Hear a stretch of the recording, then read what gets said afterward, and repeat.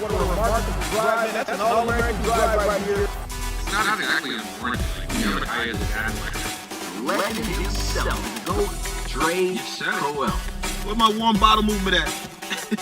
That kills your argument right there. Anything can happen. This game is not over.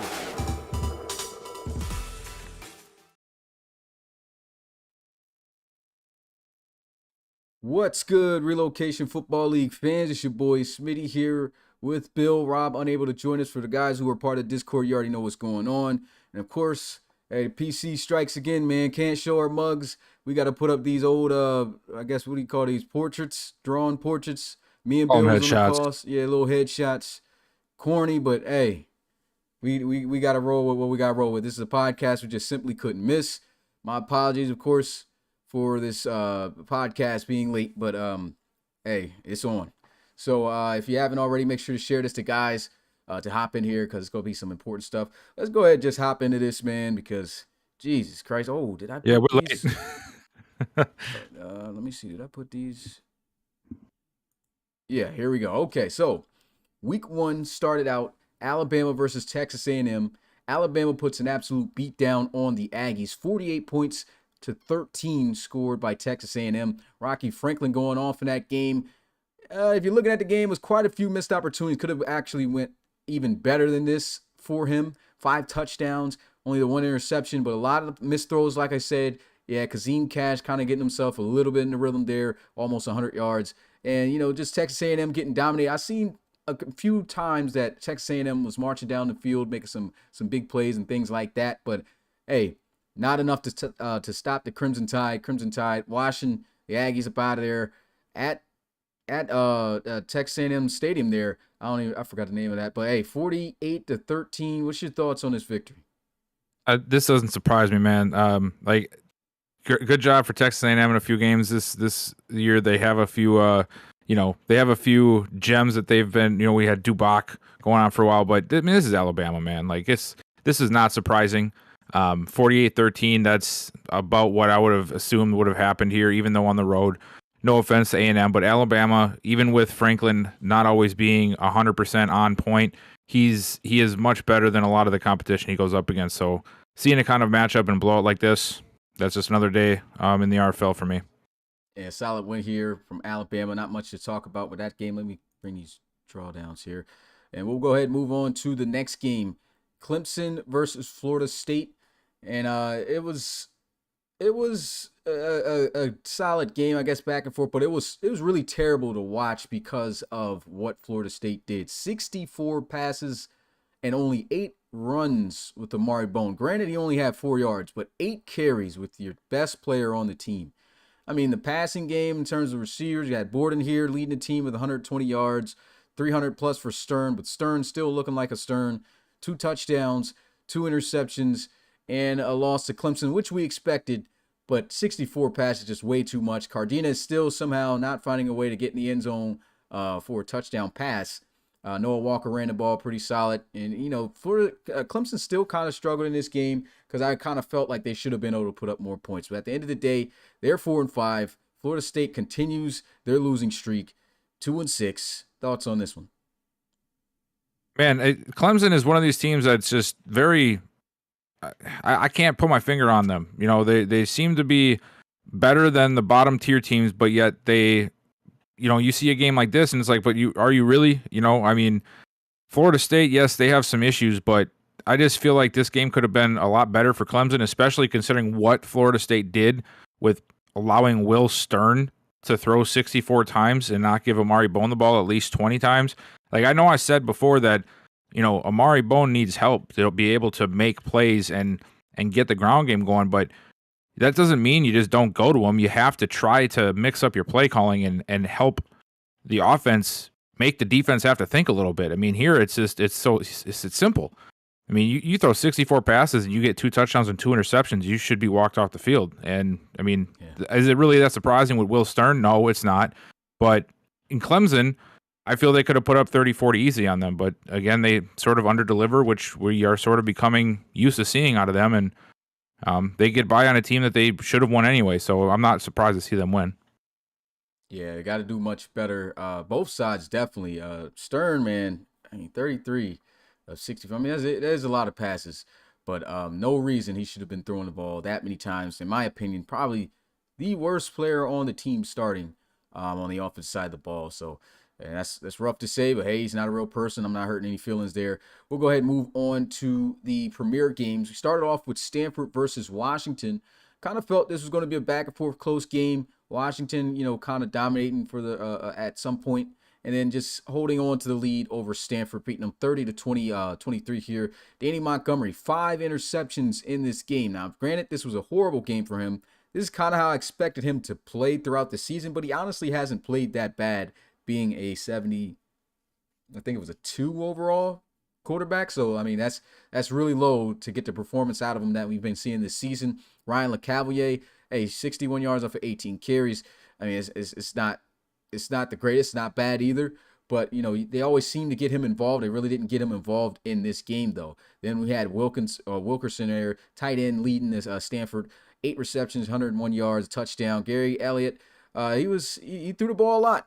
51 passes, no touchdowns, though. 360 yards. Haskin with the 2 rushing touchdowns. Main reason why he's gracing the picture here. But it was just a solid game to watch. Of course, in the rain game, you've seen a lot of mistakes, especially on Stanford's end. In Washington, just doing what they do. As I've been saying, this is a gritty team. They'll give you a battle all the way to the end, and they come out victorious on here to move to 4-4. Very, in my mind, a very sloppy game on really both fronts to me. And the reason I say that is, for Stanford, you're throwing 5 picks. That's automatic slop. You're being sloppy. But Washington, I mean, if you get granted 5 interceptions like that defensively, there's no reason you should be within 1 score of this team. Yeah. They're just not. They should have been able to pull away, especially considering their ground game was working, which means their offense was moving. Granted, no touchdowns from Elliott, but 37 of 51, 360 yards. You weren't having a hard time through the ball. You just weren't taking deep shots. You had a running game in Haskins that was working. To me, I feel like Washington should have won this game by a lot more. But, it is Washington and Stanford, and I did say this might be close because neither team's really known defensively for being stout. But Washington turned it up this game, whether that's because they're good or Montgomery is that bad. They still got 5 picks. They definitely should have produced more offensively because of those turnovers, but that's why they're 4-4. Yeah, great conference win there, but neither one of those teams really making any noise like that in the college series. And moving on to the next game, Maryland versus Miami. We expected this to be a massacre, and that's exactly what it turned out to be. Kadavion Polk having a big game, 4 touchdown passes, no interceptions, 356 yards. Darius Hodge, Darnell Hodge, 24 carries, 83 yards. Didn't get to see the end zone. We're starting to see a little bit, I'll bring this up as a little bit of a question, starting to see a little bit of a slowdown of Darius Hodge being explosive. I really haven't seen him, especially against Maryland. I really was expecting him to take off a 100-plus yard game, had 24 carries. So in my opinion, as we expected Darnell Hodge to be, we really didn't get the performance out of him like we would like. Maybe it's just kudos to Maryland's defense. Deshaun Jackson, obviously, been having an extremely rough season for Maryland all year. I mean, the 4 interceptions, that's terrible. Barkley, even though he had only 12 carries and 47 yards, this guy's been outstanding to watch, to be honest, for Maryland. I think he's one of their best players. Peter Vaz having a nice day there. And you've seen Deion Carter really starting to emerge as more of a bigger threat, along with Jacob Eves and Charlie Davenport at the wide receiver position. At 7 receptions, 122 yards, 2 touchdowns in this game. He also had a deflection that he caught in the end zone that Charlie Davenport wasn't able to hang on to last week. So he's really starting to emerge here. Maryland 7-1 after a 40-13 victory. What's your thoughts? This is what you do when you get 4 or 5 interceptions against the opposing quarterback. You demolish them, and that's what Miami did. Granted, like you said, Hodge, he had 83 yards, but it was on 24 carries. That's not exactly a stunning day, but it's not a bad day. I can see Hodge in the chat already blaming on the run blocking. Now, last year was the quarterback. Now it's the run blocking this year. Come on, man. Not saying he's doing bad. I'm not saying Hodge has been doing all too bad, but I expect to see a big performance against an opponent like this. And it's a couple games where I expected more, and just one of those games where it's 83 yards of 24. I want to see more out of him. I feel like KP has been coming on a little bit more when it comes to pushing the ball downfield. I know we talked a couple weeks ago about him not really being able to score and maybe finish some drives, but in the beginning it seemed like Hodge was the go-to, but it's sort of unraveled to be KP's show on offense, and it shows with a game like this, which could be why, Hodge maybe isn't getting the best looks, but this win didn't surprise me. Miami, you get 4 picks on a guy. We all know Maryland has been struggling. Deshaun Jackson especially. You put him home 40-13 like this, no problem. And this is, that's what Miami does. They're 7-1 for a reason. I thought it was a great game all around for them. And like you said, Carter is really starting to come out, which is what I think KP needed. They need a guy to step up because we know that receiving room wasn't the most top notch coming into the season. So to see that somebody is starting to step up and make plays is going to definitely help them going towards the end of the season into the playoffs. Yeah, one thing I've seen about Miami, their wide receivers actually has overperformed this year. But I have started to see in the past 2 to 3 weeks, Charlie Davenport and Jacob Eves maybe get a little bit less of those big plays that we've been used to seeing them from week to week. And that's where Deion Carter has started to step up in a big way for Kadavion Polk. Also, we've seen an influx of passing these last couple of weeks due to the playbook, which we wanted our teams to pass more, so that's something that we are looking to adjust, especially for this week if we're able to. Of course, Rob, guys who know about him in the Discord, he's got a lot going on right now. When he's able to get to adjusting those books some more, we'll be able to have a much more balanced approach coming into games. Of course, this was our first time really trying that, and a couple things we got to work on, but still made for some great games. And Miami, of course, getting it done as they should. Now, Oklahoma, UCLA, this is a lot of points, 62-14. Let's go ahead and bell these dudes right now. UCLA, it's not even playing. Okay, there we go. You don't even need a bell, man. Everybody knew this was going to happen to UCLA. I'll still play a bell. You could be 62-14. That's still bellable, but like we see this every week for UCLA. I don't know if they have a defense out there. I think they just got anybody who wants to play football at the college just on the field.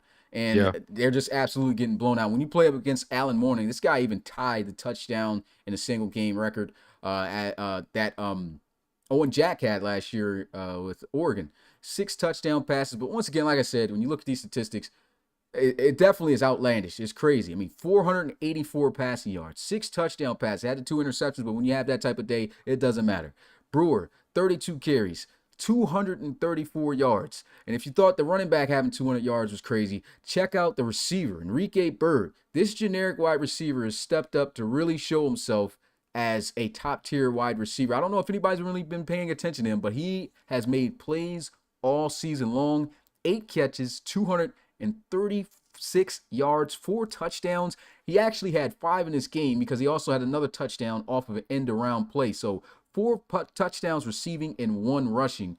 Guy absolutely obliterated UCLA. And Burger, just looking like a burger out there, man. 2 touchdowns, not even 200 yards passing. We expected this. Javier Cole didn't have too bad of a day.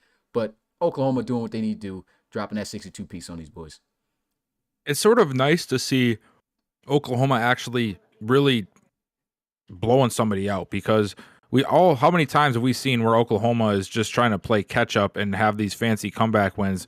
And you see that they have some power to them. This is the kind of statement game they needed, granted against UCLA, but whoever they're playing, they're still going out there to win. And they know that this kind of a game is going to put a lot of momentum and a lot of confidence in these guys heading out to the playoffs. So I think it's a great win.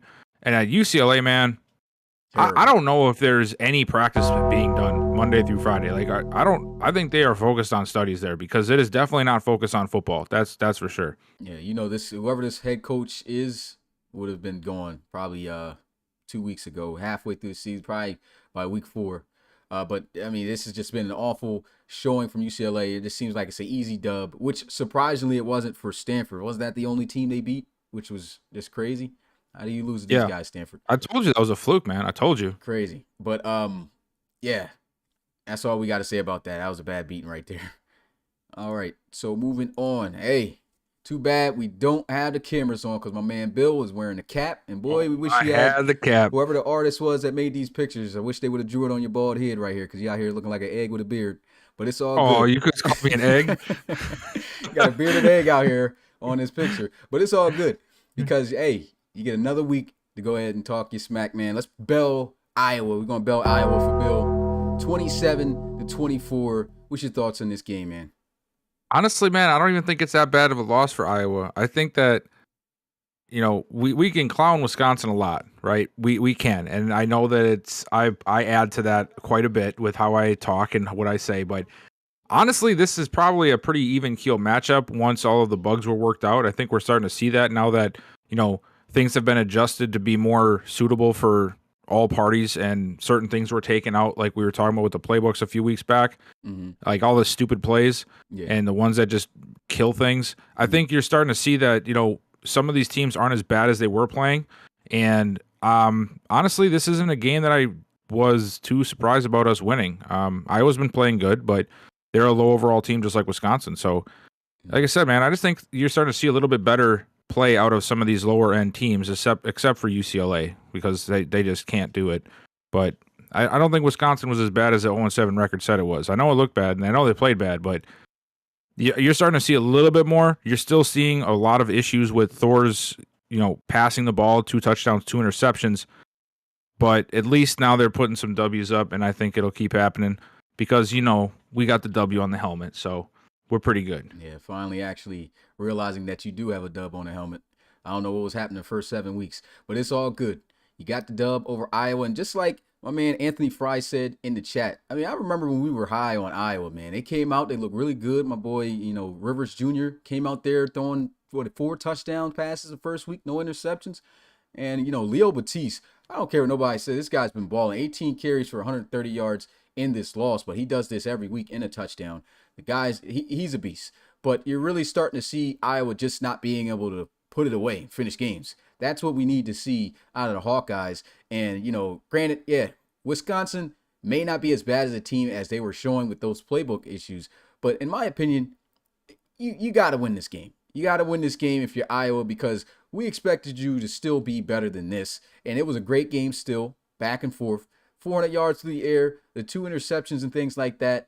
I mean, that's going to kill you against a team like Wisconsin. And Wisconsin, you guys did a good job stepping up. But let's not also forget. Team. That's also, I'm not going to say that, Bill. But let's not also forget that Iowa really killed themselves in this game. They were down the field in the red zone, if I'm not mistaken, inside the 10. These guys could have easily kicked a field goal to send us into overtime, and who knows what it would have turned out. I'm not going to say they would have won, but why would they go for it with no time left? Knowing if you're going to go for it and not kick the field goal to try to win the game, throw the ball in the end zone. We're going to bell the coaching staff of Iowa for that. We got to bell Elliott Rivers, too, for making the decision. That's not on the coach that you threw the ball on a drag route 2 yards deep when you needed 5 yards to go to the end zone. If you really thought a tight end, which we have seen not be successful all season, go up the field and go and score a touchdown in that situation, it's just not going to happen. So I don't know if it was a play calling. Who knows what the other routes were? All I remember is the drag. The drag was horrible. Bell everyone at the Iowa organization. Guys were terrible in this game. But I think they were just scared because they saw Wisconsin was playing and they're like, dang, man, we can't be doing this. Get rid of this ball, I don't know if anybody's scared of. Oh, they're scared, all right. I'll be scared to see a Badger in real life, but these ones. No, we're feisty. We're feisty little Badgers. Like the Badger they be having in the Discord, the little mascot looking joint that just looks off. Oh. Yeah. These are some feisty Badgers. I feel like I'm looking at Badgers. That Badger when I'm looking at Wisconsin, but it's all Badgers. Good. Badgers don't care.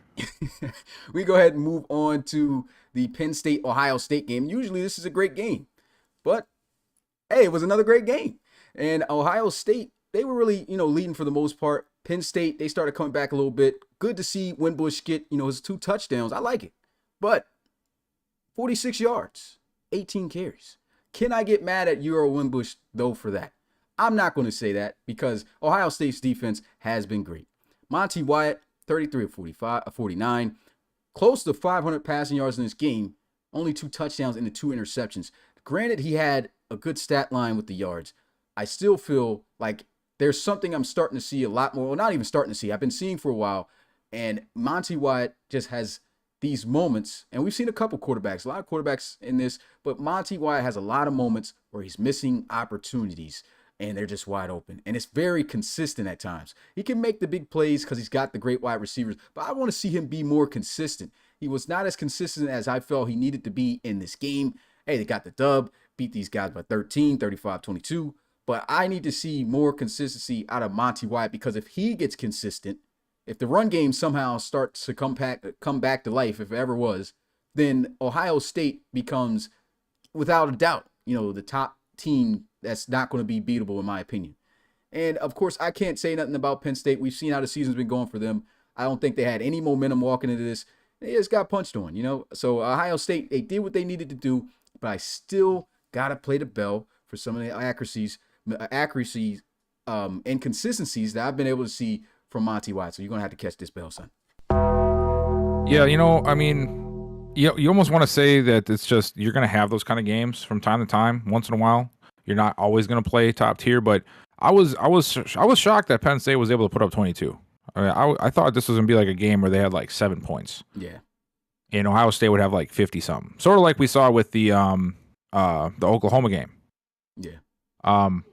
So that, I mean, is always concerning, but unless I see another game and it's not even that it was a bad game. That's the weird part. But I think that's why I think Ohio State is so good, right? Because we are sitting here talking about their inconsistencies because they only beat a team by 13. Yeah. You know what I'm saying? Good, like, that's yeah, good. it's Honestly, good. it was, and it's not like my man played terrible. I just seen a lot of missed opportunities. It's kind of the exact same thing that happened with Rocky Franklin this week against Texas A&M. He had 5 touchdowns. It looked good. A lot of yards, close to 400 yards for him. But we know from watching that game how much bigger of a game he could have had. And, that in a sense does hurt you as a player when you're still leaving those. Even though the stats look good, we want to see consistency. The RFL wants to see consistency. I'm not saying that he doesn't have any, because there's times where he's just flat out on. But there's a decent amount of times as well that he is just missing these opportunities with these great targets. And so that's the big problem for me for Ohio State, which makes them a beatable team, in my opinion. I mean, obviously it puts a dent in the shield, but I still think that they are the team to beat. And I think really, as long as, I can agree with what you're saying. If Monty Wyatt is going to be like, sorry, Monty, I know you're in the chat, but winning and losing, I think, is going to come down to Wyatt's play in every game, because we know how good Ohio State's defense is. We know that Fultz can get it done when needed. We know they have a great group of receivers. It's all going to come down to Wyatt. As long as he plays consistently, they're going to play very, very good. When he has these kind of games where he plays somewhat inconsistent, they're still winning, but not by the biggest margin. Now, if this was a team like they played last week, I don't know if we're having the same conversation, because that's probably a whole different outcome. But you can get away with it in a Penn State game, but the problem is it going to leak into these other games when you're playing a better opponent? And that's what we have to keep an eye on. So hopefully he can turn it around, or at least, I wouldn't say turn it around, because it's not that bad yet, but like at least stop it before it becomes a normal thing or something more consistent that we don't want to see. But I mean, if this is the worst thing they have to worry about all year, I think Ohio State's in a really good shape. And 2 more facts, interesting points I want to bring up here too. The main reason why Monty Wyatt just needs to be consistent, period, through all the time. I know you talked about Fultz, but the run game still has been inconsistent for Ohio State, because Fultz, to me, just isn't that guy who's going to make the crazy plays for you, the long runs all the time. He's just someone who knows how to get the yardage, like you said, when needed. He's not going to hit you with some crazy stats off the stat sheet with 100 yards. And that's why I feel like it's a great thing that he does not get every single carry for the Buckeyes, because look what he's able to do with the 15 in formations and sets that are best for him. 15 carries, 66 yards. That's a 4 yard per carry plus average right there. And he got in the end zone. We've seen Mr. Dickens getting there and just really, out of the spreads, the guns and stuff like that, catching out the backfield. He's been the guy for that as a generic backup halfback, and they're splitting 50-50. And that's what's been able to, in a sense, kind of keep Ohio State's offense alive. But with Monty Wyatt, if that isn't working and Monty Wyatt gets inconsistent, it has these inconsistent moments. This is my second point that I was going to bring up. When you get to the playoffs or an important moment in the RFL or in real life period, no matter what, championship, it's not going to be easy. You have to bring your A game. Your flaws will be exposed. And if Monty Wyatt is like this in a big game, if Ohio State gets in the Final Four, that's concerning. But of course, we got 3 more weeks, well, 4 really, including this week, to see if he's going to turn those things around. I still feel like Ohio State definitely still a top tier team, but I really want to see him get more consistent at the right time. Bowl games, conference championship game, playoffs, wherever he goes, it's really going to, fall on him. But we'll go ahead and move on to the Michigan and Oklahoma State game. And Michigan getting it done again. Briley throwing for over 500 yards in this game, but once again, a ton of passes. 56 passes, 2 touchdowns, 1 interception. I don't know what's been going on with J.C. Johnson. 15 carries, only 37 yards. Once again, that's just a lack of running, in my opinion. They probably should have ran him more. He had Holford over $150 through the air for Michigan. And we go ahead and talk about Oklahoma State. Wilson, 2 touchdowns. He's looking more like average, because I remember when the season first started, this guy was throwing passes all over the place, interceptions at the wrong time, and that's the main reason why they were losing games early by a close margin. But once again, Roper, 10 carries in this game. This is your star player. 10 carries, 30 yards. That's just horrible. The average isn't good, but the carries just weren't enough. So I cannot blame Roper for being the problem for this. It's just like, once again, we got to tweak some things. But even before we even started working with the playbooks to make things make sense, the run game just has, for whatever reason, just has not been there of giving him a consistent enough carries. And Michigan comes out on top here, 28-20. So a couple things that I noticed. One, I feel like Michigan played down in this game. Not that OSU is, they're 2-7, right? They have some decent pieces, but they're 2-7 for a reason. I think Michigan should have won by a bigger margin. But, you have those games. But because of that, that's my second point is OSU's been doing this all year where it seems like they just completely ignore Roper and anybody who's liked a team that has a big power back or has a bigger back or, you have to feed these guys. You know what I mean? Like, you have to give them the ball. They're not going to be able to build up their momentum and start making plays until they've hit guys a few times. And you're this close. You're 8 points away.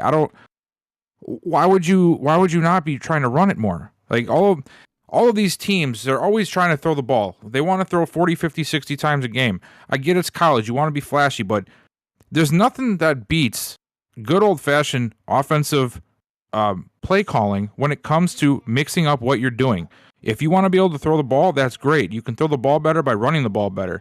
You can set up play action. You can set up the short game, the long game. Everything goes based off of the run game. It's just something you have to do. And OSU just continues to ignore that fact all the time. And if they ever do try to go to Roper, the passing game plan is so horrid that the running game has no chance. So I feel like half the reason they're 2-7 is just because of the way the plays are being called on offense.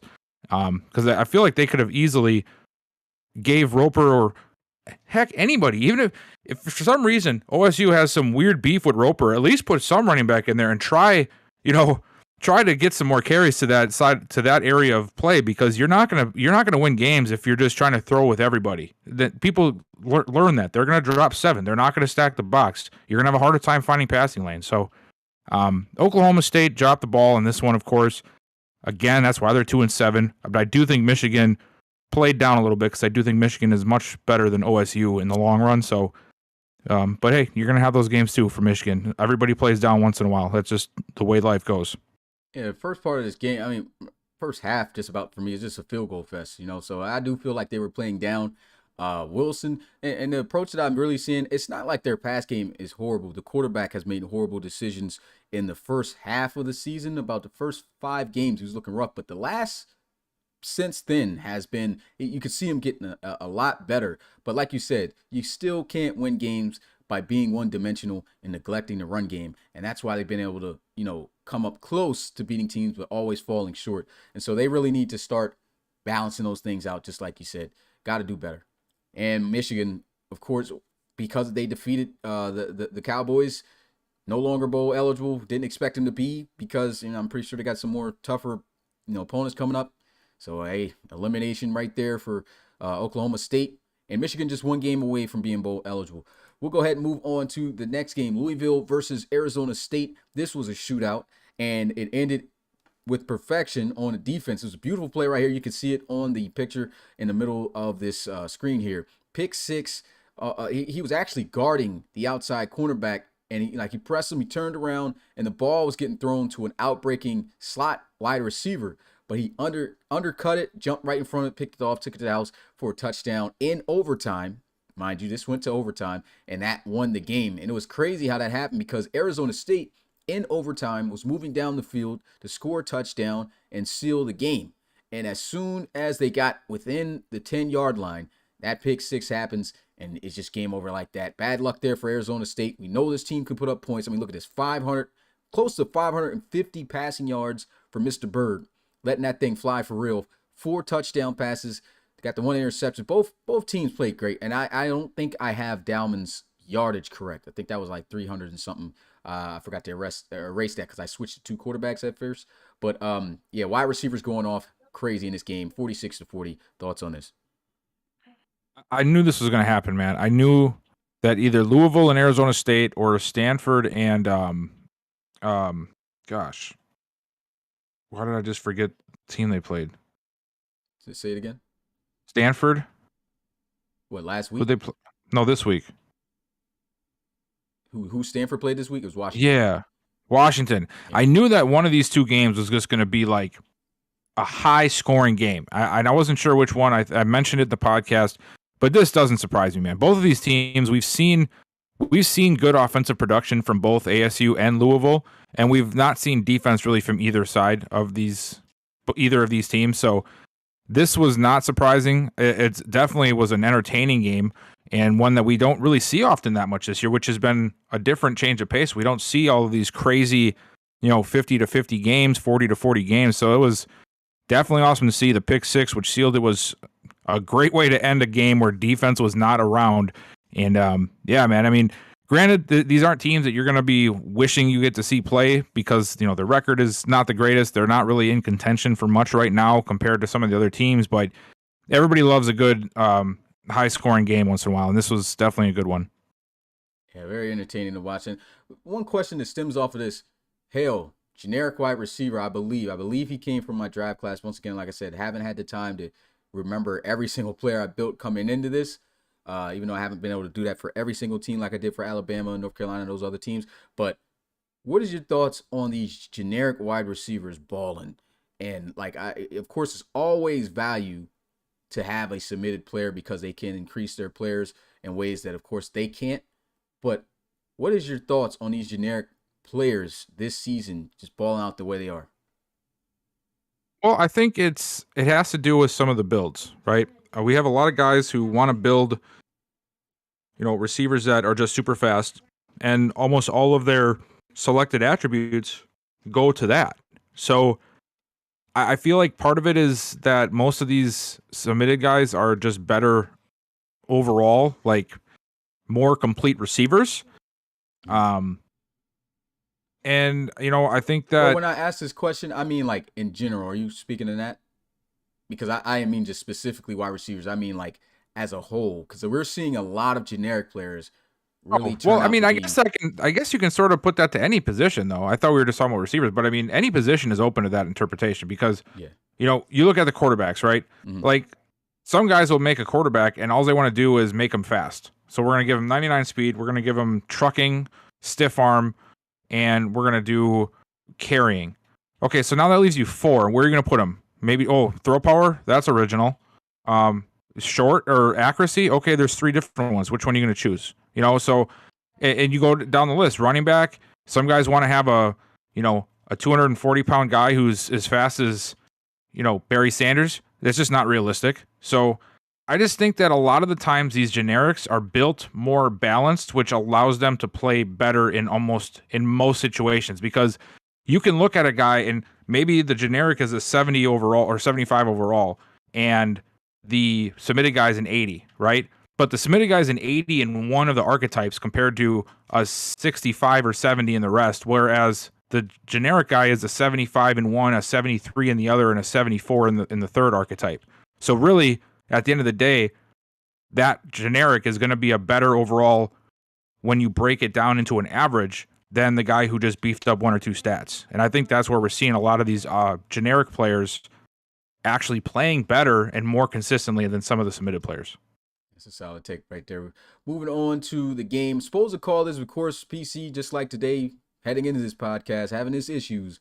And South Carolina took on Tennessee. I couldn't call it. Had this played the next day on Sunday at 1 p.m. Eastern with the rest of the premier games that we had to push back from the 4 o'clock slot.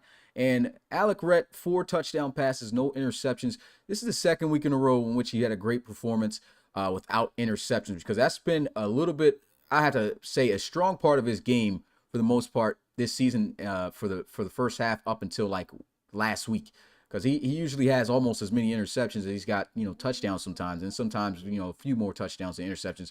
But the last 2 weeks, he's been mistake-free.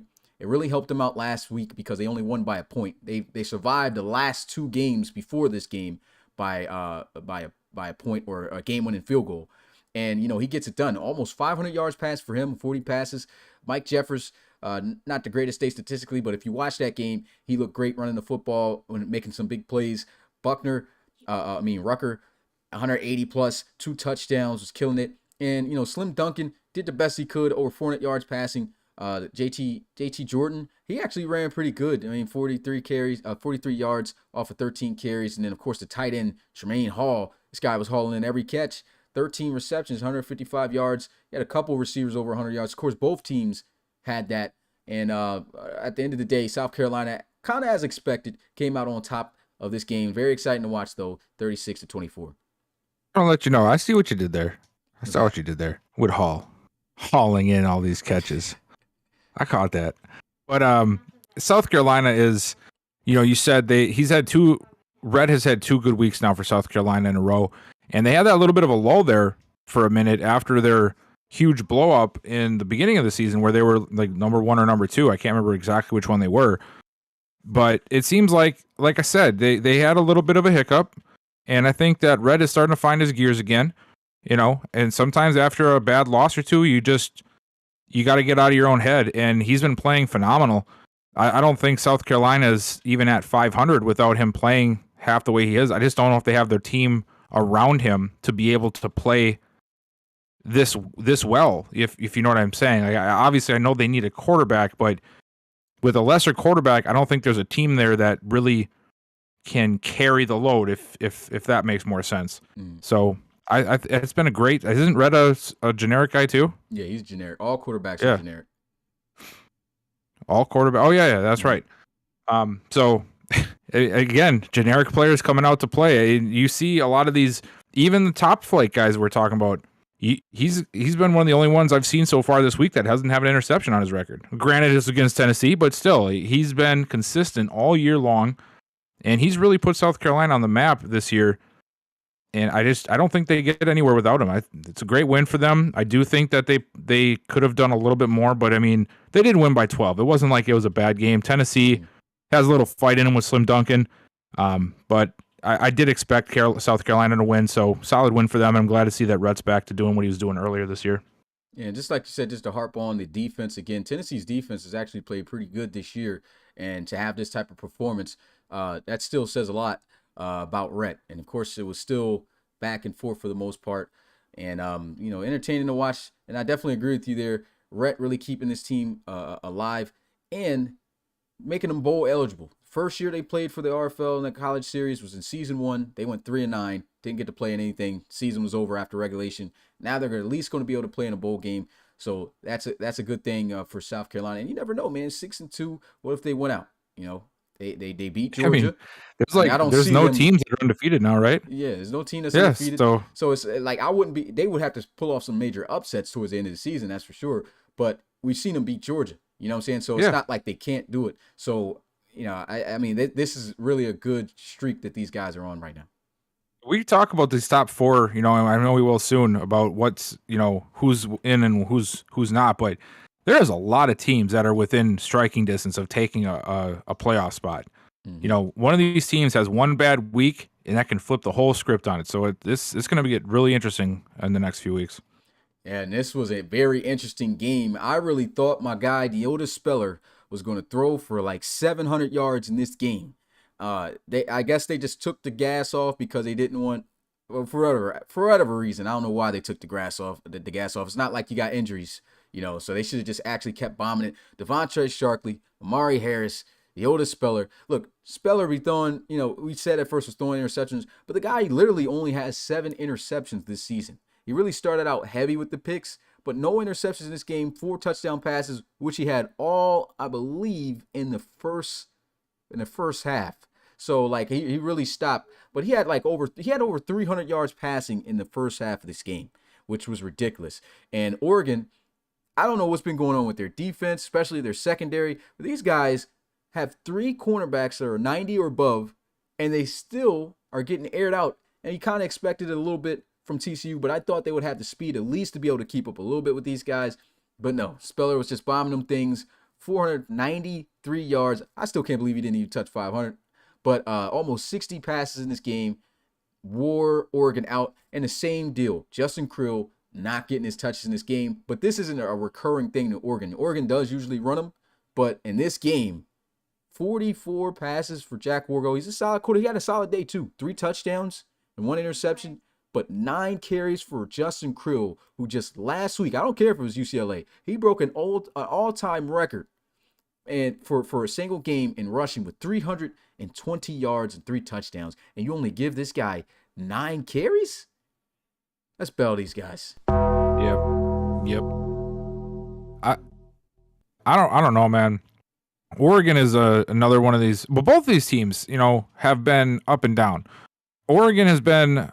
It's either Creel or nothing, it seems, every week. And it shows here. Like, yeah, they had 27 points, but Creel doesn't get any touch. He doesn't get the ball like he should, and they lose. So it doesn't surprise me. TCU, man, they might not be a 6-2 team, a 7-1 team, but these guys are exciting, man. And I have a feeling that this squad is going to be the team we look at when it comes to figuring out where all the playmakers are in the RFL, because it just seems like these guys are untouchable on offense. I know they have some down weeks, but I mean, Sharkley, wasn't this like a 5th or 6th game where this guy's had a $150 or more or something? It seems like he's the only wide receiver right now with over 1,000 yards too on the season. Rightfully so. Speller, he has up and downs, but you said he's sort of fixed those lately. It started out a little rough. He was still getting the job done. It just wasn't always translating to pretty stats, but now it's just pretty stats too. 493 and 4 touchdowns. That's nothing to be upset about. That's a huge game. And Sharkley to me is got to be at this point the best receiver. Period. Like I know Houston had a few, you know, big moments, and he still continues to play very well. And I know there's other guys, but Sharkley just is the most consistent guy in the entire series at this point at the wide receiver position in my book. And this TCU offense is like, I don't know, man. Like there are a couple of plays on defensively away from, I think, being in the thick of things with everybody else.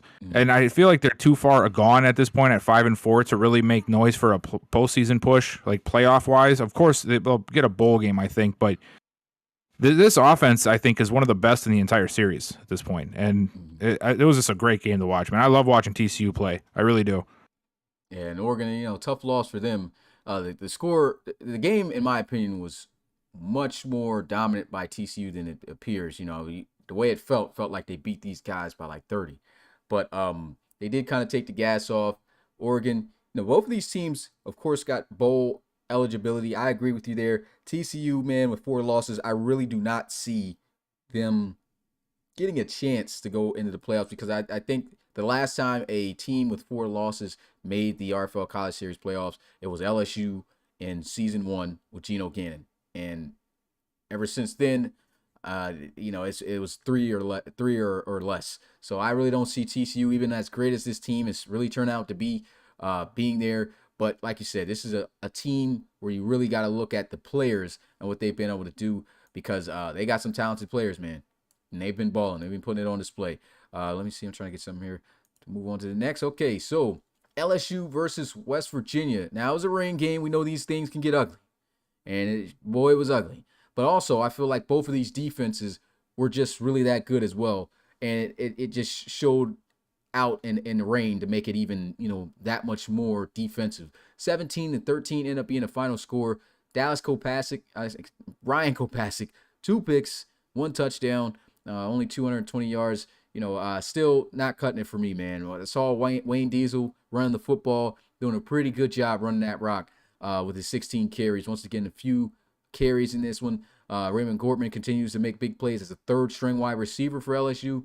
But once again, let's talk about the team that won this. West Virginia, 3 picks by Tajay Gaddy. He had the first one to Robert Harper off the it looks like a bomb. He just tried to throw it deep down the field in a heavy traffic, and Robert Harper came down with that pick. Then he had another interception. Robert Harper had 2 picks in this game. And not only that, he literally, at this point, with games left, has tied the RFL College Series record in a season with 7 interceptions. You know who that player was that had that record? No. Shaquille Tiller, the beast rookie from last year on the London Bulldogs. He had 7 interceptions in the first season of the RFL College Series. And last year, the record was 6 with both the Mike guys. I had Mike Crowder and Michael, I'm not blanking. He's got to be in the chat. Michael King. Yeah, Michael King. Mm-hmm. Both of those guys tied with 6. And, there's also not only going to be Robert Harper. We got guys like Mojo Rison, who's a pick away from having at least 6, 2 from having 7 just like him. But one more pick for Robert Harper, and he breaks the record. This guy's just going off. I love what I'm seeing on the defense, but once again, offense just can't put up enough points. But you got to credit West Virginia's defense, keeping them out of it. Big win from these guys. And one more thing. That catch by 2 more things. That catch by Shea Carroll was clutch. He was battling with Robert Harper. That was a 50-50, both sides win type of game from those guys. And then Grayson Mitchell, guys should have got the ball a lot more once again. Yeah, I mean, when you have these rain games, it's pretty much just get done what you can get done, because a lot of the times things just don't work in your favor. So it makes sense why these quarterbacks, like we expect it out of Kopasik, but we don't expect it out of Gaddy to throw multiple interceptions like this. Not usually. He's usually more consistent than that. And Mitchell, I was surprised Mitchell didn't get more carries considering it was a rain game. Mm-hmm. But again, the rain game, you take what's given to you and you just hope for the best, because you never know what's going to happen. And defenses love rain games because it just makes their job a heck of a lot easier and makes the receivers' job a lot harder. So aside from, just chalking up to a rain game, I was surprised still that West Virginia only won by 4, considering the up and down play of LSU all season long. But LSU does still have a lot of talent, and we know that it's usually been that offense that's been the main issue. And when I say offense, I mean the quarterback. So their defense is still playing well. Excellent game for both sides of the ball defensively. Offensively, I don't want to hold it against anybody too much, just because, like I said, rain games, you just take what you can get to the end of the game, and hope that you got more points and move on to the next week. Yeah, you want to ask a team about the rain games, look at season 7. This past year's Toronto Thunderbirds in the rain, man. These guys literally had like a 4-week streak of playing in the rain, and you saw those games went very ugly. And, hate seeing those rain games, that's for sure. I think that's like their, what do they call it, kryptonite. Yeah, exactly. Game, Toronto Thunderbirds are horrible in the rain. But Georgia versus Florida, this game turned out to be a lot more closer than I think most expected. But I'm going to be honest, coming into this game, I expected this game to be close. And I said that last week in the podcast. Florida being at home, 4-game winning streak. This is a solid team still, in my opinion. 1 game away from being bowl eligible like they were last year. And I think they will be. Hasn't been a season yet where they haven't at least made that. But, Georgia, good teams always find a way to win. And I couldn't have this game be shown with a picture better than what we're seeing right here. D'Angelo Gary, number 31, on a fake punt. Was it a punt? Yeah, fake punt. Throwing and completing it for a first down. I mean, that's probably the play of the game for me. But Asai Reese, really starting to see him have more of average games, not those above average games like we were seeing in the beginning anymore. But I think it's because they've been on that drought of just not having that momentum coming into matchups. close victories. And then, of course, the loss they suffered against Ohio State the week before this. But good teams, like I said, always find a way to win. And Georgia does that 26-20. Yeah, Georgia is a team that they just came off of a rough game last week, of course. And I think this is honestly more of a testament to how much better Florida is than I assumed, and I know a few others assumed earlier on in the year. Chris Jones and company have really, really turned things around and have honestly become one of the hottest teams in the college series lately. So I'm not surprised to see that this is a game. I did expect Georgia to win by a little bit more, and that play you mentioned, man, the fake punt, you got to almost put that up to the game, to really the game itself. When you have such a small deficit, those kind of extra plays that somebody makes can really change the entire outcome when you don't even win by a full touchdown. So you're going to have these kind of games. All teams do. You still find ways to win. Georgia does it, but this Florida team, man, I'm really impressed with them. I think that they're onto something here. They're just waiting for one of these two win teams to misstep or make a mistake so that they can try to move up the charts and get ahead of them. And it's looking like it might happen, because this is a huge win, a huge game for them. I know they didn't win, but just seeing that they were able to keep up with Georgia, I'm really impressed with them. So I'm not trying to take away from Georgia. I expected them to win. And, I know guys think I hate Georgia. I actually love Georgia. It's one of my favorite schools when it comes to the uniform and the culture they created for the RFL last year. I just expect so much out of them. But when I see games like this, I'm a little disappointed because I expect so much more, which is a good thing, guys. So calm down a little bit in the chat sometimes. My gosh. This is not today. This is weeks ago and last week and whatnot. But anyway, I want to say Florida has really impressed me, and maybe it's just Georgia having a down week, but still, man, Florida's onto something, and I think Georgia's they got to get their groove back after the tough loss to Ohio State. Granted, it was against the best team in the series, but any loss for Georgia is horrible in their eyes, which I understand. So, solid win for Georgia, but man, everybody's got to keep an eye out for Florida. These Gators they're coming. And the thing about Florida, though, I feel like they're a solid team. I always felt like they were a solid team. But the thing about them that I will say for this game, this was, in a sense, kind of a must-win game for them. Because, I know they had to pull off the crazy upset. But now, because of this loss, they were second in the SEC. Now they dropped to fourth because Alabama got 6 wins. South Carolina got 6 wins. Georgia now has 7. And so when you're looking at that, it seems more than likely there's going to be one team out of each conference that are going to make up the Final Four. And we got 5 conferences, so somebody more than likely is going to get left out. I really don't see two conferences having a conference having 2 teams to represent the Final Four at the end of this. But that's what makes this race that much harder. For Florida. And like I said, we don't expect these guys to make a bowl game or anything, but this was a really tough loss for them because now their placement falls, and now they're trailing behind Alabama, who beat them. They got to play South Carolina. And so, it's just a rough loss for them, even though they played well. And in the 4-win streak that they got on, they beat TCU. TCU was their best game, but I also felt like TCU wasn't in their best state that we were seeing them now, than where they're catching fire. So, no, I did expect them to come in here with momentum and make it close, which they did. But I do still feel like Florida, now being behind these teams, maybe they can catch South Carolina. Alabama, I don't feel like they can do that. They lost to them already and everything. So, yeah, I'm going to just have to say that, tough loss here for the Gators. But moving on to the final game of the week, you had the high shootout game here between Baylor and Notre Dame, both teams with 6 wins on the season, now making them both bowl eligible. Notre Dame been bowl eligible coming into this game, and Baylor becomes that after a huge victory on the road at that. Was it on the road? It looks like Baylor was wearing green. I don't know. I'm not sure what this was.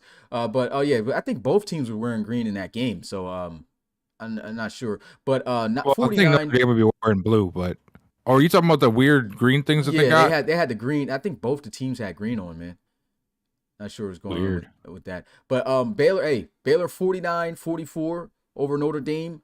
Huge victory. Great performance from Matomo. 3 touchdown passes. My man Michael Romo was on fire. Had all 3 of the touchdown passes that Tomo threw. True Bronze was killing it. 19 carries, 114 yards, 2 touchdowns.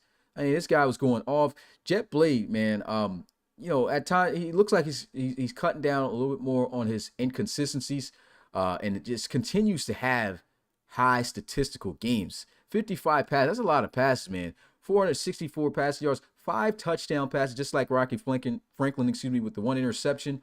And he leads the RFL College Series in touchdown passes now. But before this game, he had multiple games where he was throwing like 4 touchdowns with no interceptions. So I've honestly been a lot more impressed by the play of Jet Blade, despite his inconsistencies, and then the emergence of Jay Watt making some big plays. Seems to be a 100-yard a game type of wide receiver right now. And Vince McDonald's starting to kind of cool down for me. I mean, I remember he was really like emerging to be like a top back in this series, but he's really cooled off the last 3 to 4 weeks.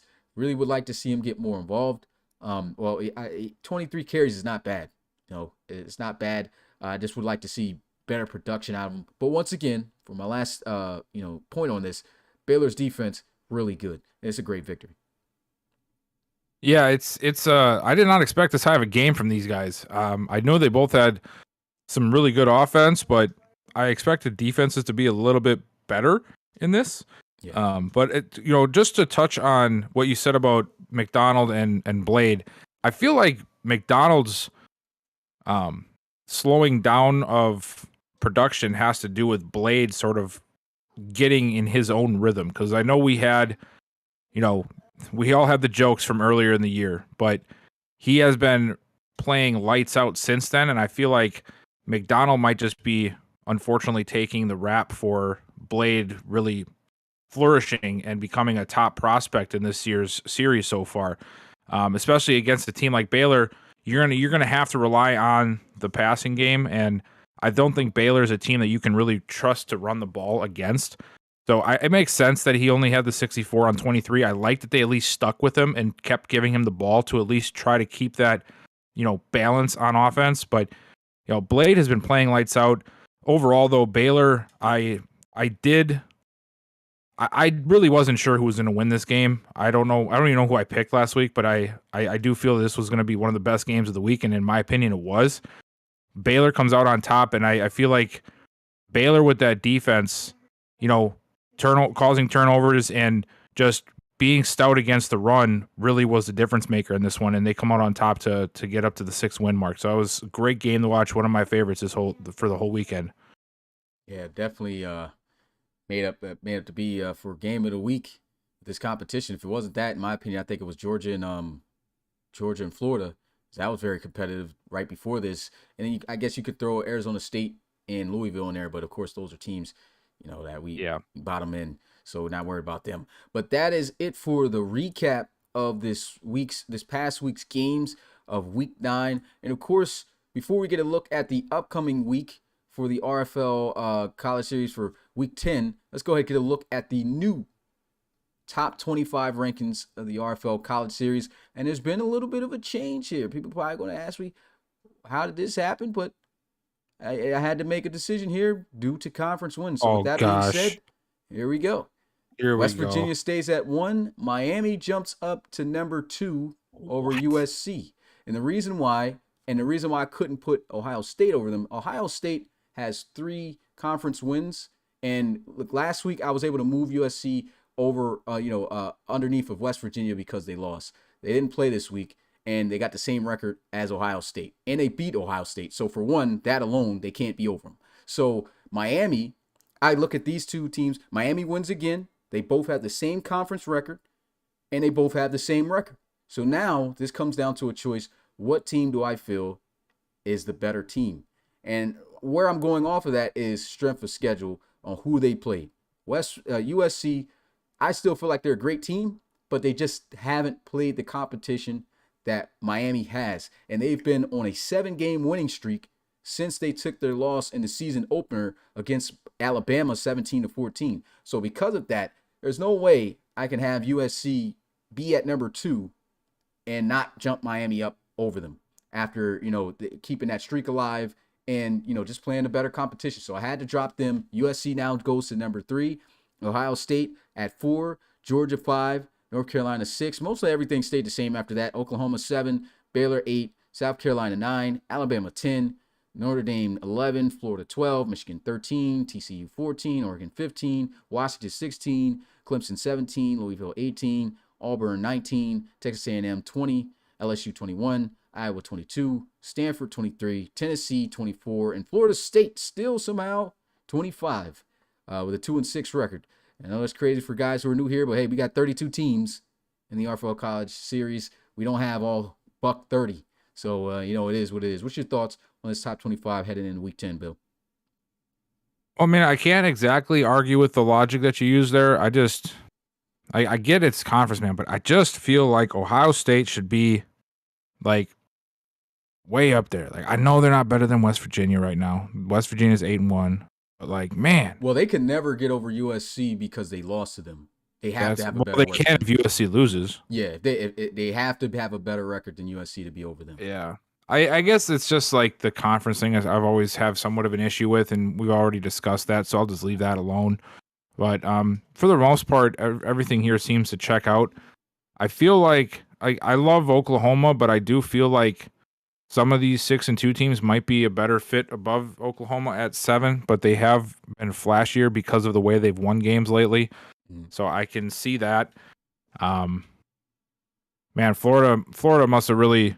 That's a big loss for them. Like, I know I've been impressed with them because it was Georgia, but still, a loss is a loss, and they end up now they're down trying to fight for the, even a top 10 spot, which sucks. But overall, I don't think it's a very bad list. And now, like you said last week or the week before, you're really starting to see these teams separate, and you're starting to see the guys that are supposed to be at the top sitting towards the top and staying there. So it's definitely a tight race. I don't know if this is going to be the 4 we get, but I mean, I think that whoever, as long as it's the whoever goes to the playoffs, as long as it's the 4 teams that are in the top 6 positions, I'll be happy with our playoffs, in my opinion.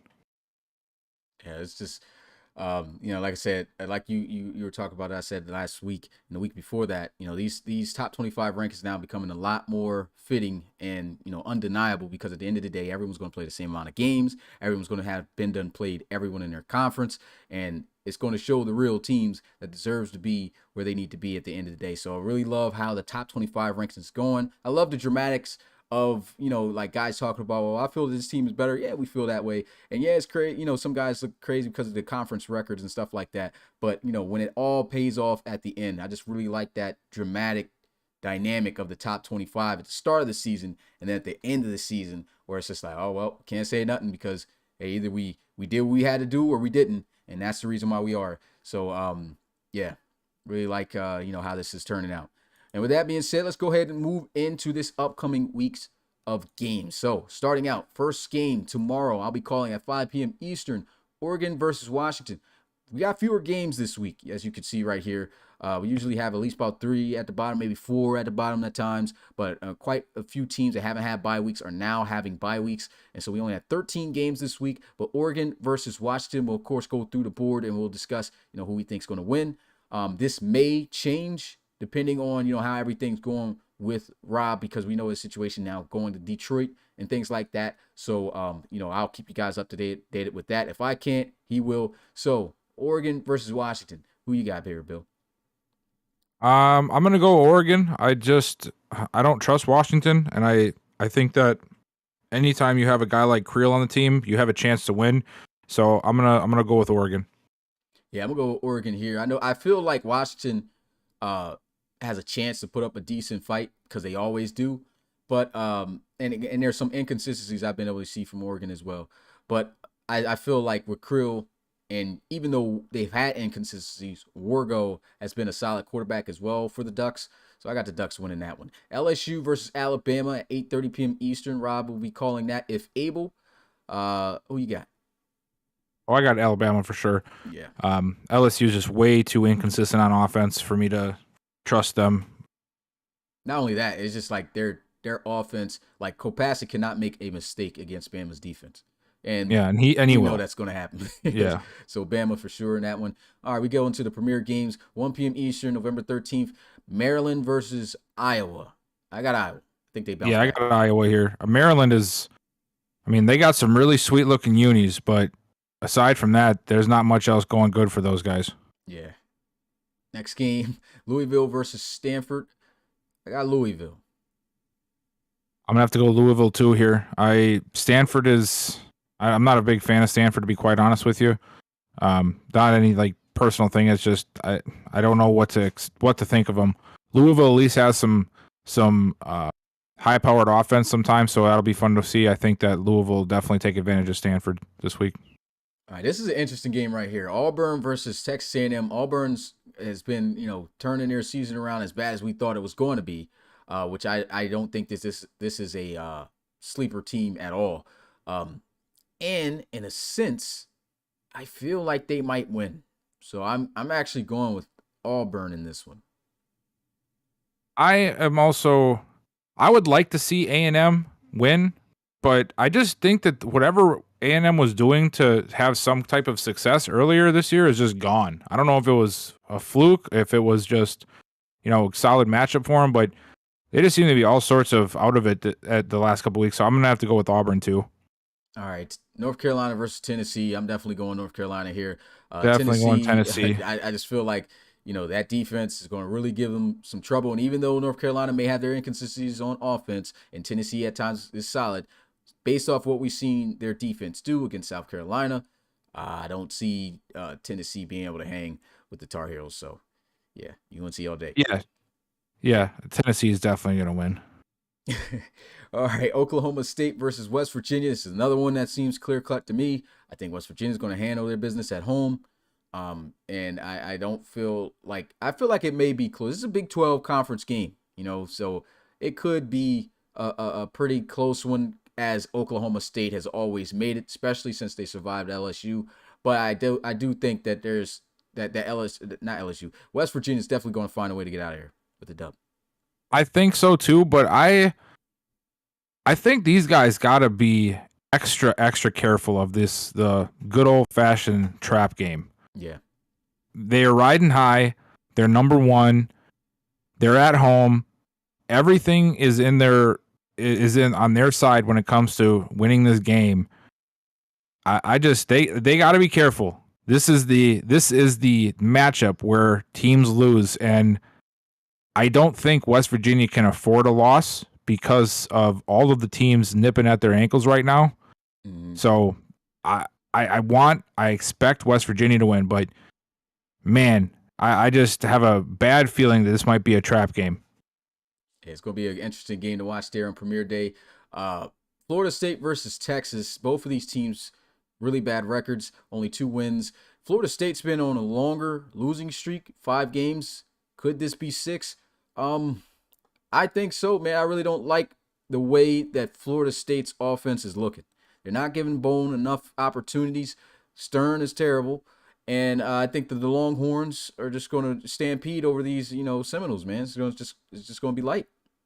Yeah, I don't know how Florida State's holding on to that 25 spot, but they definitely shouldn't be. I'm going to go with Texas in this one as well. All right, Florida versus South Carolina. This is a really good game, and I will be calling this one for the night game. So this is big for Florida because if they beat South Carolina, they got a good way to climb up in the SEC, at least to be over them, and just battle it out for, maybe Alabama to see if they could possibly be the number 2 team at the end of the season to compete in the SEC championship.